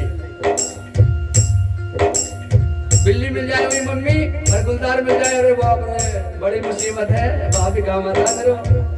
इसलिए सब बोलो, हाथ उठाओ। चंदा से प्यारे पापा, सूरज से न्यारे पापा, धरती से गहरे पापा, धरती से पापा, पापा तो मेरे भगवान है, पापा से मेरी पहचान है। ये पिता है, रोज सवेरे घर से निकल जाते हैं, मेरे पापा दाना पानी लाते हैं। कब उठते हैं कब सोते हैं पता नहीं, कब खाते हैं कब पीते हैं पता नहीं, एक ही अकेले घर का बोझ उठाते हैं, मेरे पापा दाना पानी लाते हैं। ये भाव है बच्चों के। तो माता पिता का सब सम्मान करें, हमारे कहने का उद्देश्य ये है। जिन्होंने माता पिता का सम्मान नहीं करते उनका देवता भी सम्मान नहीं करते हैं। कितने हवन पूजा पाठ कर लो, जब तक भगवान अपने माता पिता का सम्मान नहीं करोगे, अपने सास ससुर का सम्मान नहीं करोगी तो आपका कल्याण नहीं होने वाला। कुछ क्या होती है, माँ बाप से बिछाड़ करके अलग कर देती है। भैया अगर तुम उसकी औलाद को छीनोगी तो तुम्हारी औलाद भी भगवान छीन लेगा, ध्यान करना। इसलिए सावधान, प्रेम से रहो, प्रेम से सब अपना जीवन यापन करो। काहे का भेदभाव करना, द्वेष करना, भैया अगर किसी ने कोई गलत बात बोल दी तो शांत हो जाओ है। अगर एक चुप आपके रिश्ते को बचा रहा है तो चुप हो जाओ। अगर एक चुप आपके रिश्ते को बचा रहा है तो वहां पर चुप हो जाना चाहिए। एक बहन हमारे पास आई, गुरुजी मेरे पति बहुत लड़ते हैं, तो कोई ऐसी पुड़िया दे दो ताकि ना लड़ाई ना हो।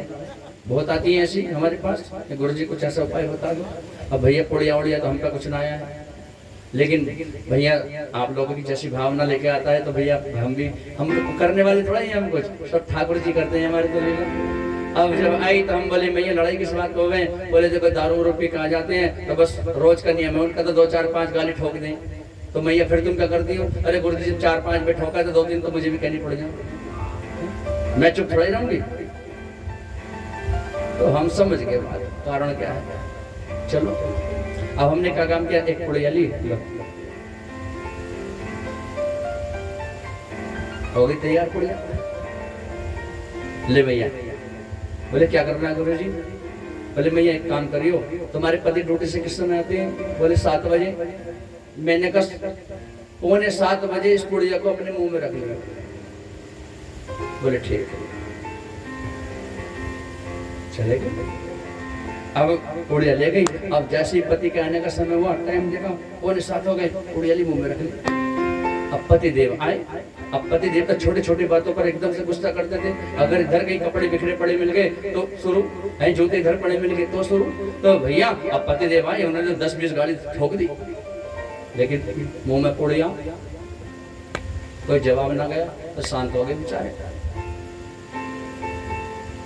अब अगले दिन फिर आया, उन्होंने तो फिर वही काम, उन्होंने 10-5 गाली ठोकी और मुंह में पुड़िया, कोई जवाब ना आया तो फिर शांत हो गए। महाराज जिस दिन हफ्ता भर गुजर गया, अब जब हफ्ता भर गुजर गया तो पति देव का गुस्सा शांत होने लगा। बोले बोलना बेकार है भाई, लड़ाई तो तब पड़ जाए उधर से जवाब जावे तो बोलना बेकार है। अब भैया हफ्ते भर के बाद देवी जी आई, पति जी ने ये बोलना बंद कर दिया, लड़ाई गाल देनी बंद कर दी। बोले गुरुजी पुड़िया काम कर गई, पुड़िया काम कर गई। तो भैया अगर आपका एक चुप अगर आपके रिश्ते को बचा रहा है तो मेरी मैया और माता और भैया शांत हो जाओ। अगर 10 बात तुम्हारे पति तुम्हें कह रहे हैं तुम सुन लोगी, अगर 1-2 तुम भी कहोगे तो इन्हें भी सुननी पड़ेगी। शांत होकर के सुन लो। कान में उंगली शांत कहाँ से सुनो, इस कान से निकलो। जो बातें हृदय में रखने की हैं उन्हें हम नहीं रखते, लेकिन जो नहीं रखने की उन्हें यहाँ रख के रखते हैं। 10-10 साल की बात याद कर लो, आ जाएंगे। कथा की एक सुन लो, 7 दिन में बताओ एक बात भी तुम्हें 2 दिन पहले की पूछ लो, तुम्हें बता नहीं सकते। लेकिन उसने ऐसा कहा क्यों, बस मेन बात है उसने ऐसा कहा था, बस ये बात रखते हैं। नहीं, इन बातों को मत रखो कभी जीवन में। तो आज भगवान ने इतना सुंदर संगीत दिया है, सबको खबर पड़ी तो ग्वाल वाल इकट्ठा हो गए आकर के कि हम अपने कन्हैया को जाने नहीं देंगे। भगवान का रथ तैयार हो गया है। आज ग्वाल वाल इकट्ठा होकर के बोले कन्हैया नहीं, हमने तेरे बिना जीना नहीं सीखा है। अरे लाला तेरे बिना ये गईये ये पनघट सब सोना हो जाएगा, हम नहीं जाने देंगे। भगवान बोले भैया देखो जाना है मुझे जाने दो। तो आज ग्वाल वाल ने क्या काम किया, सारी गोपियां सब रास्ते में लेट गई। कन्हैया अगर जाना चाहता है इस रथ के पहिए को हमारे ऊपर से उतार के चला जा, हम तेरे बिना जिंदा नहीं रह सकते, तेरे बिना जिंदा नहीं रह सकते। भगवान ने गोपियों को ग्वाल वालों को समझाया, सबको समझा रहे हैं। दूर राधा रानी बैठी है, राधा रानी पर नजर गई तो राधा रानी के पास कन्हैया को, चलो राधा ये मेरी मुरली हो, क्या तुम मुझे विदा नहीं करोगी? अरे खुशी खुशी विदा करो। और देखो इस मुरली को संभाल के रखना, देखो जब तुम्हें मेरी याद आए तो मुरली बजा दिया करना। आज जब इतना कहा तो राधा फूट फूट कर रोने लगी। कन्हैया इन ग्वाल वालों ने मुझसे कहा ये छलिया है, छल के चला जाएगा, इसके चक्कर में मत पड़। लेकिन मैंने किसी की बात नहीं मानी, मुझे विश्वास था कन्हैया किसी से प्रेम करे ना करे, लेकिन राधा रानी से प्रेम जरूर करता है। लेकिन तू वाकई में छलिया निकला, तू क्या प्रेम को जानेगा? प्रेम तो राधा का है। बोले देख एक काम करना, इस मुरली को बजा दिया करना जब मेरी याद आए। तो राधा बोली तो कभी नहीं बजेगी, अब ये मुरली कभी नहीं बजेगी। बोले क्यों, मेरी याद नहीं आएगी? बोले कन्हैया तुम कह रहे हो कि मुरली को तब बजाना जब याद आए। अरे बैरन तेरी याद जाती कहाँ है दिल से, फिर तुम मुरली को बजाओ। कन्हैया बोले राधे तुम धन्य हो, लेकिन मुझे जाना पड़ेगा। आज राधा रानी की आंखों में आंसू फूट फूट कर रोने लगी। कन्हैया क्या जानोगे मोहन तुम प्रेम की भाषा, क्या होती है आशा, क्या होती निराशा। एक बार तो राधा बन कर देखो मेरे सावरिया, राधा रो कहे ओ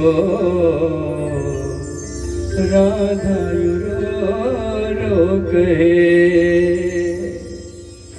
पनघट पे मधुबन में वो इंतजार करना, ऐ श्याम तेरी खातिर वो घुट घुट के मरना। पनघट पे मधुबन में वो इंतजार करना, ऐ श्याम तेरी खातिर वो घुट घुट के मरना। एक बार तो इंतजार कर देखो मेरे सावरिया, राधा रो कहे राधा रो कहे। कन्हैया जा तो रहे हो, लेकिन जितना प्रेम तुम्हें ब्रज में मिला है ना, उस प्रेम को कहीं नहीं मिल सकता। सारे ब्रजवासी रोने लगे कन्हैया मत जाओ मत जाओ। लेकिन कन्हैया बोले जाना है, जा रहे हो तो जाओ ब्रज छोड़ के, सबका दिल तोड़ के। प्रेम ब्रज सा कन्हैया नहीं पाओगे। नहीं पाओगे, जा रहे हो तो जाओ, ब्रज छोड़ के सबका दिल तोड़ के, नहीं पाओगे, नहीं पाओगे। अरे हमारे प्रेम में कोई सी कमी थी? हमने तुमको चाहा, तुमसे प्यार किया,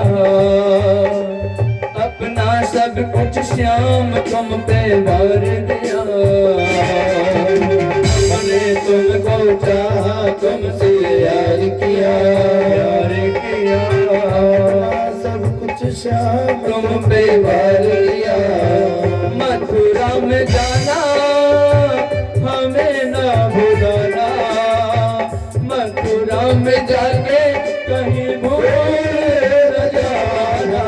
श्याम प्यारे जाना नहीं, जाना नहीं, हमें छोड़ के, हमें छोड़ के।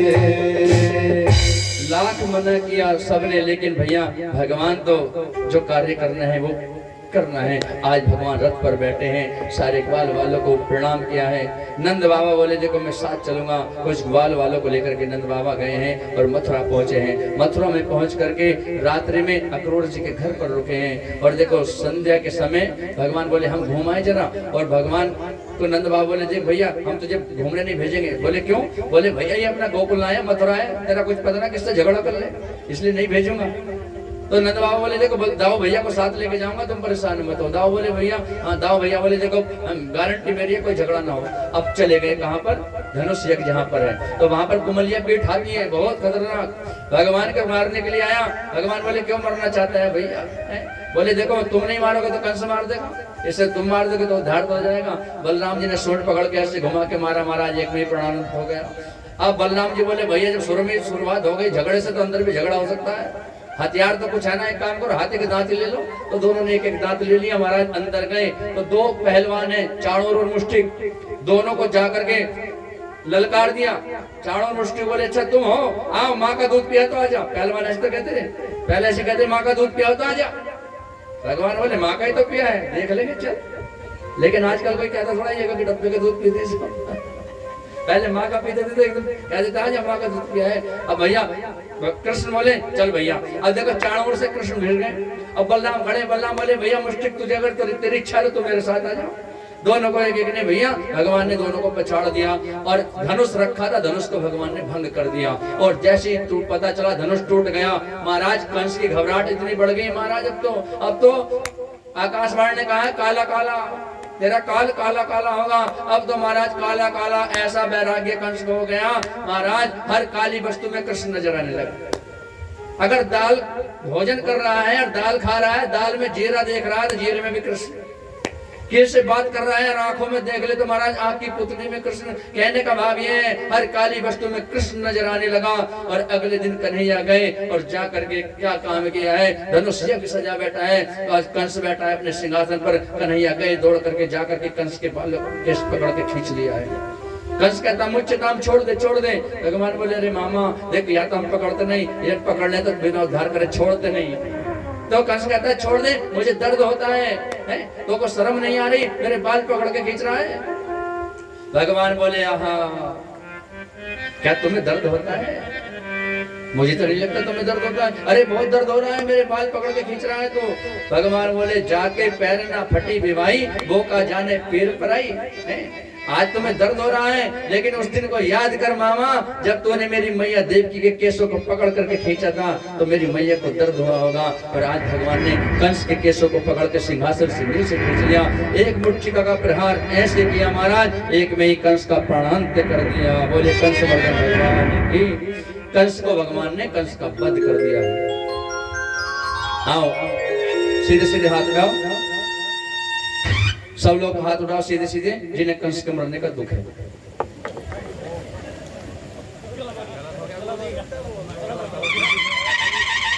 जोर से बोलो।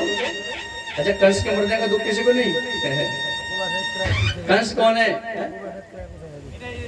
प्रेम से बोलो तुम्हें सबसे ज्यादा दुख है।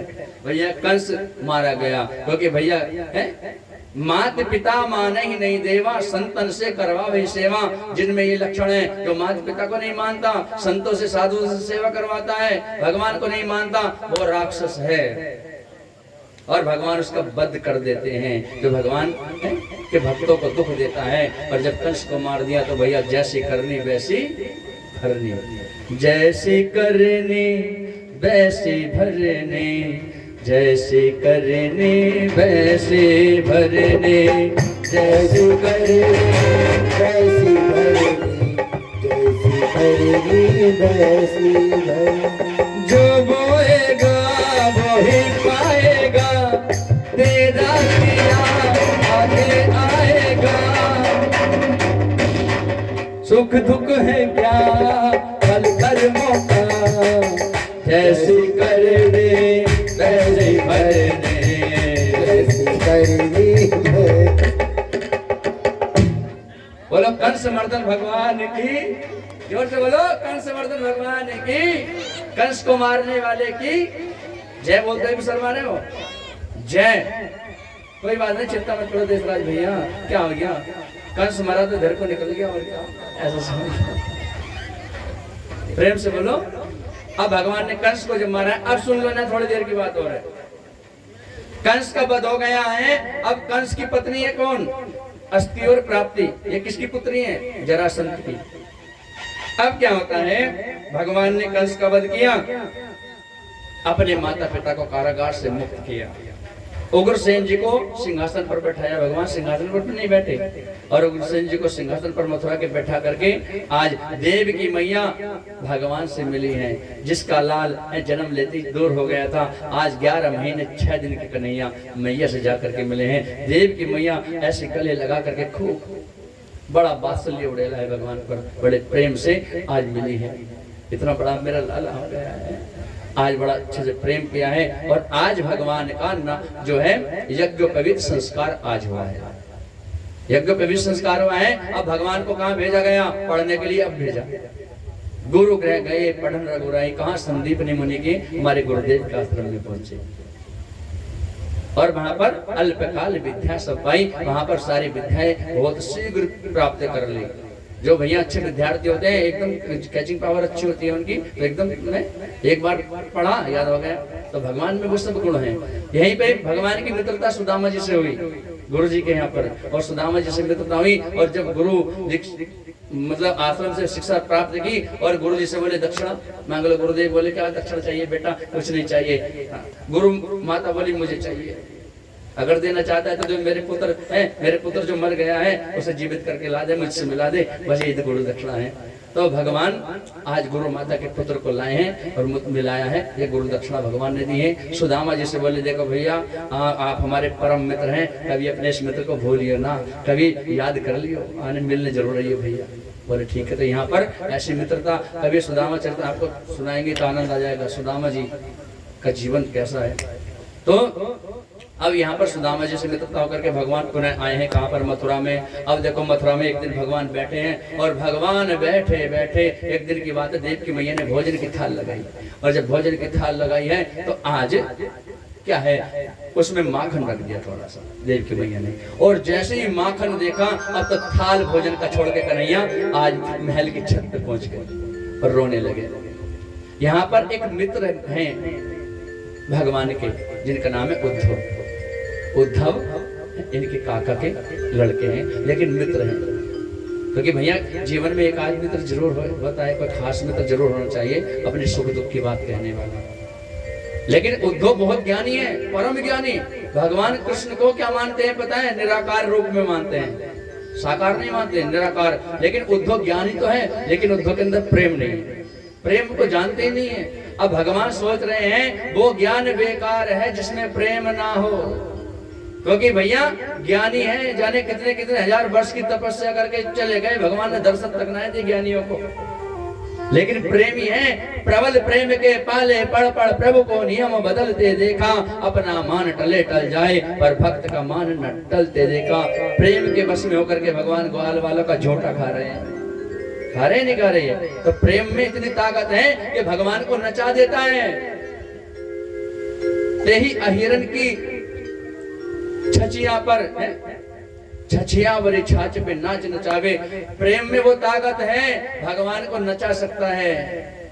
गोपियां कहती है कन्हैया देख माखन देंगी, लेकिन ठुमका मार के दिखा तो भगवान नाच के दिखाते हैं माखन खाने के लिए। तो प्रेम में वो ताकत है, लेकिन ज्ञान में वो ताकत नहीं कि भगवान को रुला दे।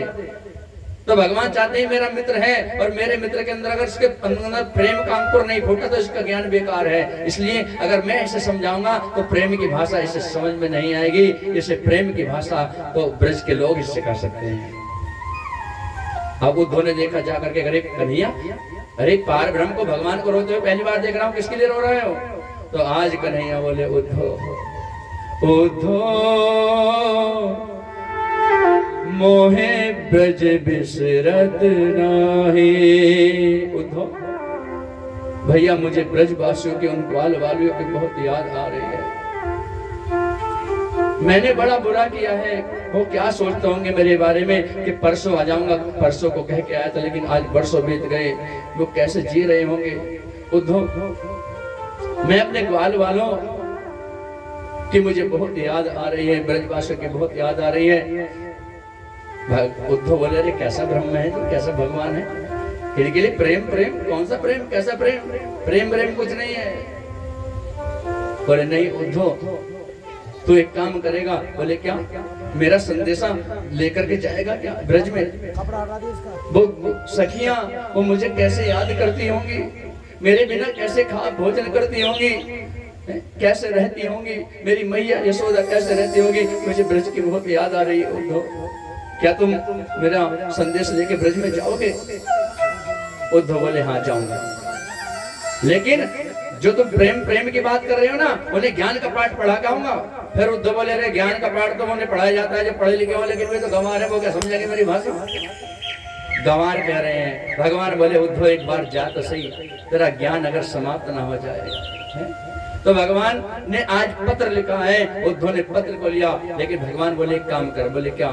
मेरा रथ लेकर के जा, जिस रथ पे बैठ के आया था वो रथ लेके जा, मेरा पीतांबर ओढ़। भगवान ने अपना पीतांबर उड़ाया और अपना रथ दिया, अपना मोर मुकुट लगा दिया, बिल्कुल कन्हैया जैसा बना दिया। उद्धव चले हैं पत्र लेकर के। अब पहुंचे हैं ब्रज की भूमि में। जैसे ही प्रवेश किया तो महाराज पहली घटना उद्धव के साथ क्या हुई? पहली घटना क्या हुई? मथुरा से चले कुछ दूर जब वृंदावन निकट आया। जैसे ही मथुरा से चले तो वृंदावन की भूमि पर जैसे आज उद्धव के कदम पड़े तो महाराज ब्रज की भूमि ने प्रेम का रंग दिखा दिया। मथुरा से चले कुछ दूर वृंदावन निकट आया, वृंदावन ने प्रेम का अनोखा रंग दिखलाया। उलझ कर वस्त्रों में लगे कांटे उद्धव को समझाने, तेरे ज्ञान का पर्दा फाड़ देंगे ब्रज के प्रेम दीवाने। उद्धव सावधान, तू ब्रज में प्रवेश कर रहा है और ये प्रेम की भूमि है, ज्ञानी बनकर के मत जाना। कहना चाहते हैं कांटे भी कि जिस प्रकार से तेरे वस्त्रों को हमने फाड़ दिया है, ऐसे ही तेरे ये प्रेम दीवाने ब्रज के जो प्रेमी है ना, तेरे ज्ञान के पर्दे को फाड़ देंगे। सावधान होकर जाना, ज्ञानी बन के मत जाना। धारा यमुना की यही शब्द गुनगुनाती है, मधुर आवाज से भी, मधुर गुंजार से भी यही आवाज आती है। बिटप झुक कर ये कहते हैं इधर आओ इधर आओ। हवा चलती है तो जो पेड़ लचक रहे हैं वो शायद संत ये कहना चाह रहे हैं भैया उद्धव अरे इधर आइए जरा, इधर आ। हमारे कन्हैया का संदेश हमें दे। बिटप झुक कर ये कहते हैं इधर आओ इधर आओ, हमारा प्राण प्यारा कहाँ है जरा हमको बतलाओ।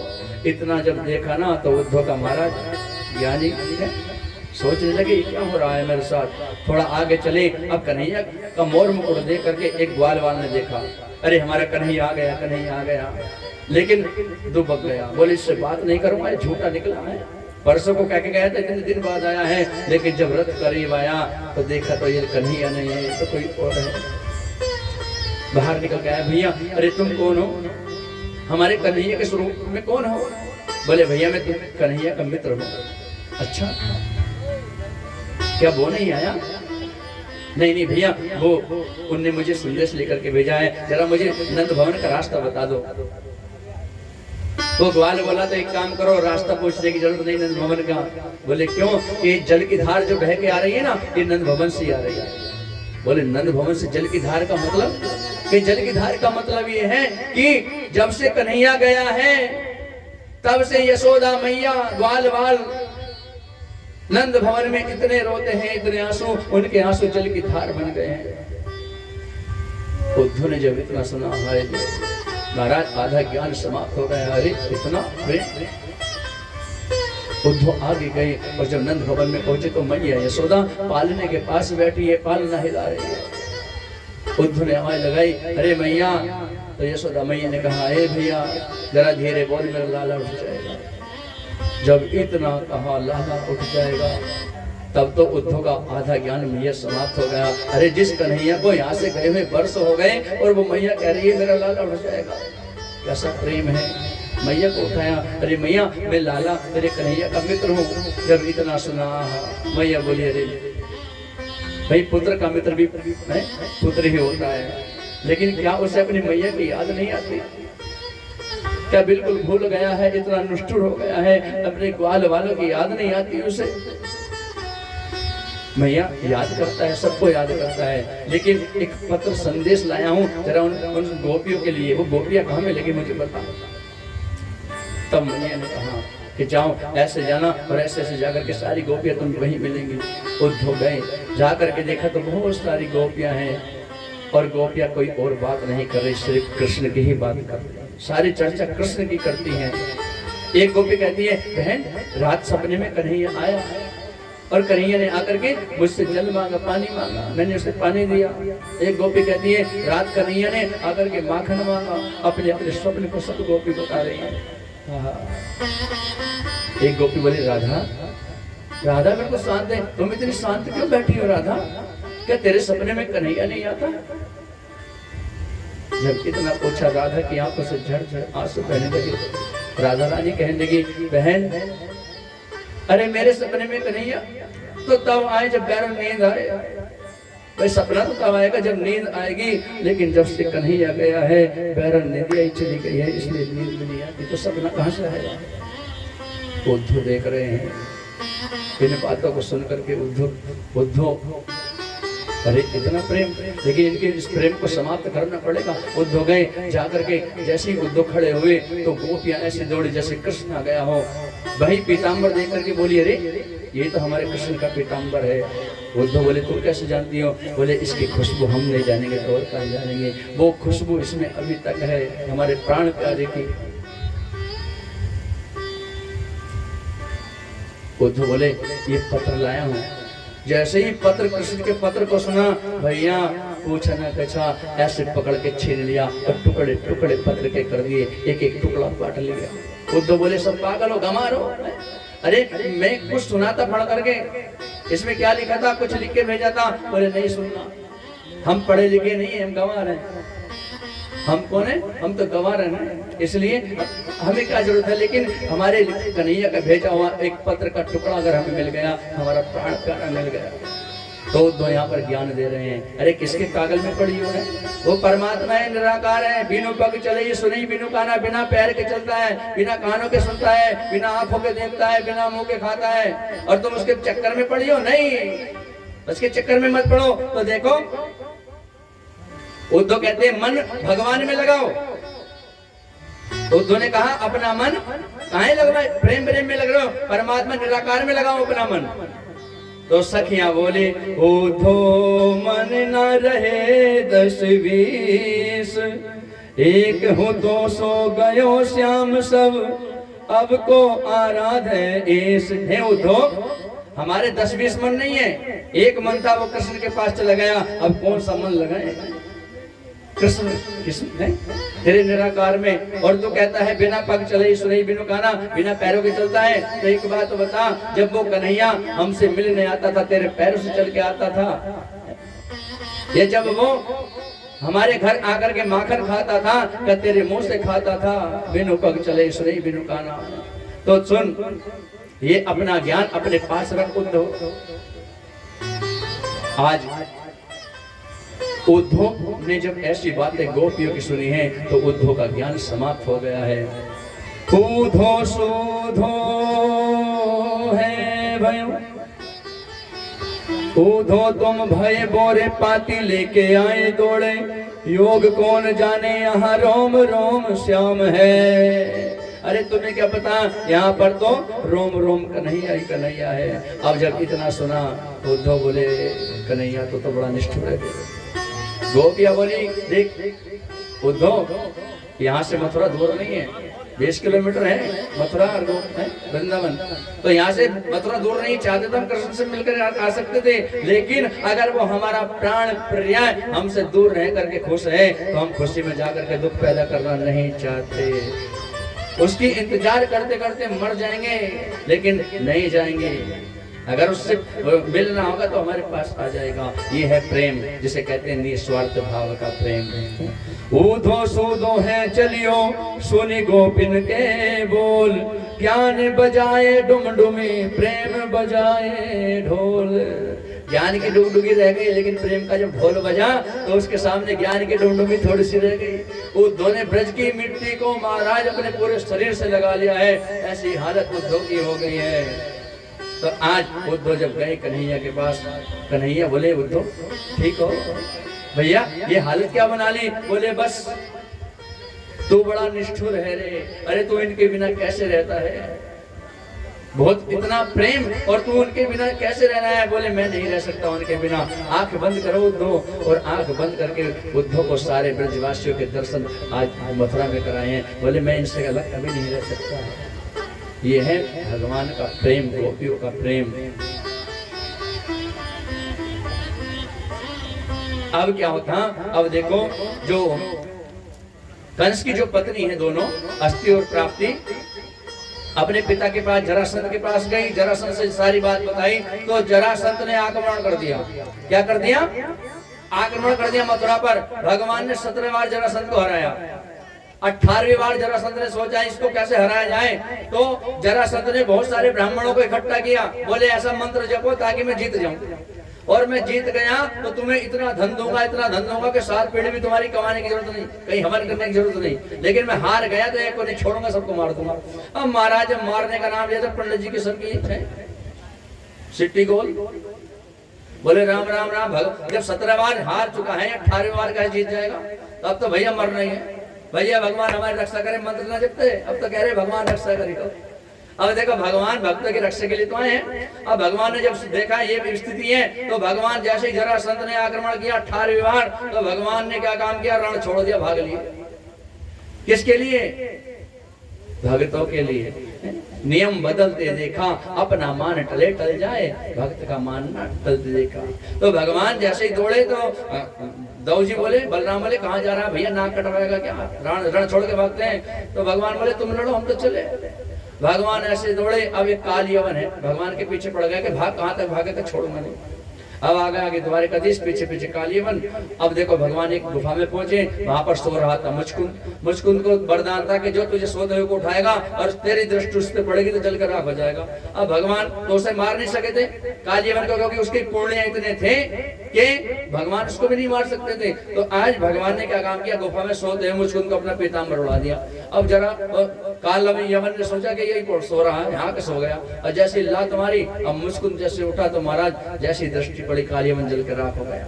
उधर क्या था, सेना लेकर के पीछे से जरासंध आ गया। अब भगवान एक पहाड़ पर चढ़े और वहां से क्या है, विश्वकर्मा जी को आज्ञा दे दी। बोले एक काम करो, समुद्र को बीचे बीच एक नगरी का निर्माण करो बढ़िया सुंदर सी, ताकि कोई ना पहुंच पाए वहां पर। तो आज विश्वकर्मा जी ने सुंदर सी नगरी का निर्माण किया जिनका नाम है द्वारिका। और भगवान द्वारिका में पहुंचे, बोले द्वारिकाधीश भगवान की। और भगवान द्वारिका में जब पहुंचे हैं तो अपनी माया से सारे इनको यदि वंशुओं को सबको वहां पर बुला लिया है। अब क्या था, वहीं पर बलराम जी का विवाह हुआ है रेवत की पुत्री रेवती से। अब धीरे धीरे समय व्यतीत हुआ। अब देखो एक राजा है कुंदनपुर के भीष्मक, राज असेद भीष्मको नाम विदर्भाधिपतिर् महान, तस्य पंचा भवन पुत्रा कनका च वरानना, राजा भीष्मक हैं, उनकी पुत्री है रुक्मणी और पुत्र है रुक्मी। अब रुक्मी क्या है, रुक्मणी का विवाह शिशुपाल से कराना चाहता है, लेकिन रुक्मणी मैया जो प्रेम करती है वो कन्हैया से करती है, द्वारिकाधीश से करती है, क्योंकि भगवान के गुणों को जैसे ही सुना, भगवान कृष्ण की द्वारिकाधीश की चर्चा जब होती तो रुक्मणी मैया ने सुन ली। अब भगवान की पहली भक्ति है श्रवण, सुनना। जो भगवान के गुणों को सुनता है वो पहली भक्ति मानी गई है, और भगवान के गुणों को सुन करके उन्हें पति मान लिया। शादी करनी है, विवाह करना है तो द्वारिकाधीश से करना है। और महाराज जैसे धीरे धीरे समय व्यतीत हुआ तो रुक्मी कृष्ण से जो है द्वारिकाधीश से दुश्मनी रखता था, बैर रखता था। अब क्या था, अब रुक्मणी को जब पता चला कि मेरा भैया मेरा विवाह शिशुपाल से कराना चाहता है, तो अपनी भाभीयों के पास पहुंची। और किसके पास जाएगी, भाभी सहेली भी होती है। बोले भाभी देखो, अपने मन की बात तुमसे कहती, तुम जानती हो हम तो द्वारिकाधीश से प्रेम करते हैं, अगर उनसे विवाह नहीं हुआ तो हम मर जाएंगे। अब बताओ, हमारे भैया ने विवाह तय कर दिया है, परसों बारात आने वाली है 2 दिन बाद, अब क्या करें। तो आज उनकी भाभी बोली एक काम करो, जल्दी से जल्दी, देर मत कर, अब बस अब पत्र लिख दे अपना, और पत्र लिख करके जल्दी भेज दे। अगर तेरा प्रेम सच्चा है, पत्र पहुंच गया तो वो द्वारिकाधीश मुझे विश्वास है वो तुझे लेकर के चले जाएंगे। कह देना कि हरण करके ले जाओ, समय नहीं है बस, हाँ लिख देना। अब रुक्मणी ने पत्र लिखा। कौन सा पत्र लिखा, कौन सा, क्या बोलेंगे उसे, क्यों वैद जी, आहा वैद जी करे लव लेटर। हाँ तो लव लेटर तो प्रेम पत्र तो हुआ भाई। रुक्मणी मैया ने अपने प्रेम की बात तो लिखी है उसमें, प्रेम पत्र क्या लव लेटर का तो जी। तो रुक्मणी मैया ने प्रेम पत्र लिखा और पंडित जी से बोले देखो देर मत करनी हो, जल्दी से जल्दी जाओ, बिल्कुल हवा की तरह। पंडित जी बोले ठीक है, और पंडित जी ने महाराज 2 दिन में पहुंचने वाले 1 दिन में पहुंच गए पंडित जी। भगवान ने बड़ा अच्छा स्वागत किया, और स्वागत करने के बाद भोजन पानी कराने के बाद बोले पंडित जी अब बताओ, ऐसे नहीं डायरेक्ट पूछे कैसे आए हो, नहीं, स्वागत किया, अच्छे सम्मान किया, भोजन पानी किया। बोले कैसे, बोले प्रभु देखो पत्र आया है, पढ़ लो। भगवान बोले पढ़ के सुनाओ। बोले हम क्या सुनाए, तुम्हारा पत्र है, तुम अपने आप पढ़ो, पता नहीं क्या बात लिखी है। भगवान बोले देखो ब्राह्मणों से हमारी कोई बातचीत हुई नहीं रहती, तुम सुनाओ। तो जब पत्र पढ़ के सुनाया तो उसमें आज रुक्मणी मैया ने बताए क्या लिखा था, बताएं, सुनाए। वैद जी करे सुनाओ। भगवान का प्रेम पत्र सुनने की बड़ी इच्छा हो रही है। किसी का प्रेम पत्र सुनने में अच्छी बात है क्या, प्रेम से बोलो। चलो देखो रुक्मणी मैया ने फिर भी क्या लिखा, श्रुत्वा गुणान भुवन सुंदर श्रवणताम ते निर्वस्य कर्ण विभर्हर्दो संगतापम रूपम दृश्यमतामखिलार्थ लाभम ते यच्युता विशदे चित्रम पत्रम में। हे गोपाल, मैंने आपके गुणों को सुना।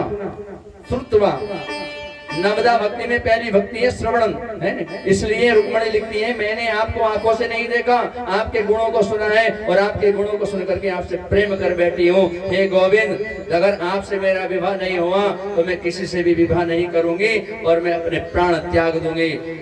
इसलिए देखो मेरे भैया ने मेरा विवाह तय कर दिया शिशुपाल से, हम आपसे प्रेम करती हैं, और लेकिन हमारे यहाँ पर एक रिवाज है, रीति है क्या कि जब किसी बेटी का विवाह होता है, कन्या का विवाह होता है, तो गौरी का पूजन करने मंदिर में जाती है। मैं अपनी सखियों के साथ मंदिर में जाऊंगी, और तुम आना और मुझे ले जाना, हरण करके ले जाना। सारी बात लिख दी। अब जब इतना सुना, भगवान बोले राम राम, तो देर न करनी चाहिए भैया, जल्दी चलो।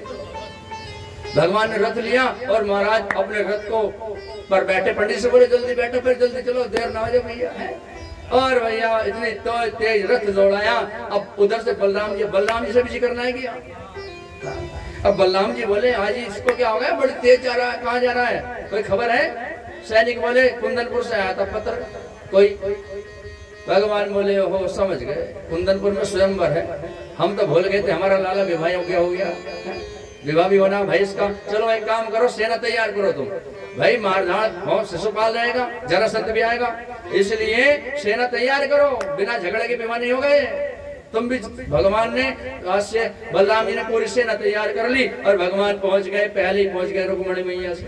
अब सैनिकों ने पहरा लगा रखा है बहुत, और जब सैनिकों ने पहरा लगा रखा है, उधर रुक्मणी मैया आई है। हेलो, नमस्ते, प्रेम से बोलो। रुक्मणी मैया अपनी सखियों की, देखो आनंद के साथ से देखना, आप आराम से, बहुत आनंद आएगा सभी। जय हो। उधर द्वारिकाधीश खड़े हैं मंदिर के पास। अब रुक्मणी मैया अपनी सखियों के साथ आ रही है। आइए देखो, दर्शन करेंगे सभी। आज गौरी के पूजन को रुक्मण चले, आज गौरी के पूजन को रुक्मण चले, आज गौरी के पूजन को रुक्मण चली, आज गौरी के पूजन को रुक्मण चले, आज गौरी के पूजन को रुक्मण चली। मन में चिंता करे कृष्ण ही बर मिले, मन में चिंता करे कृष्ण ही पर मिले, मन में चिंता करे कृष्ण ही बर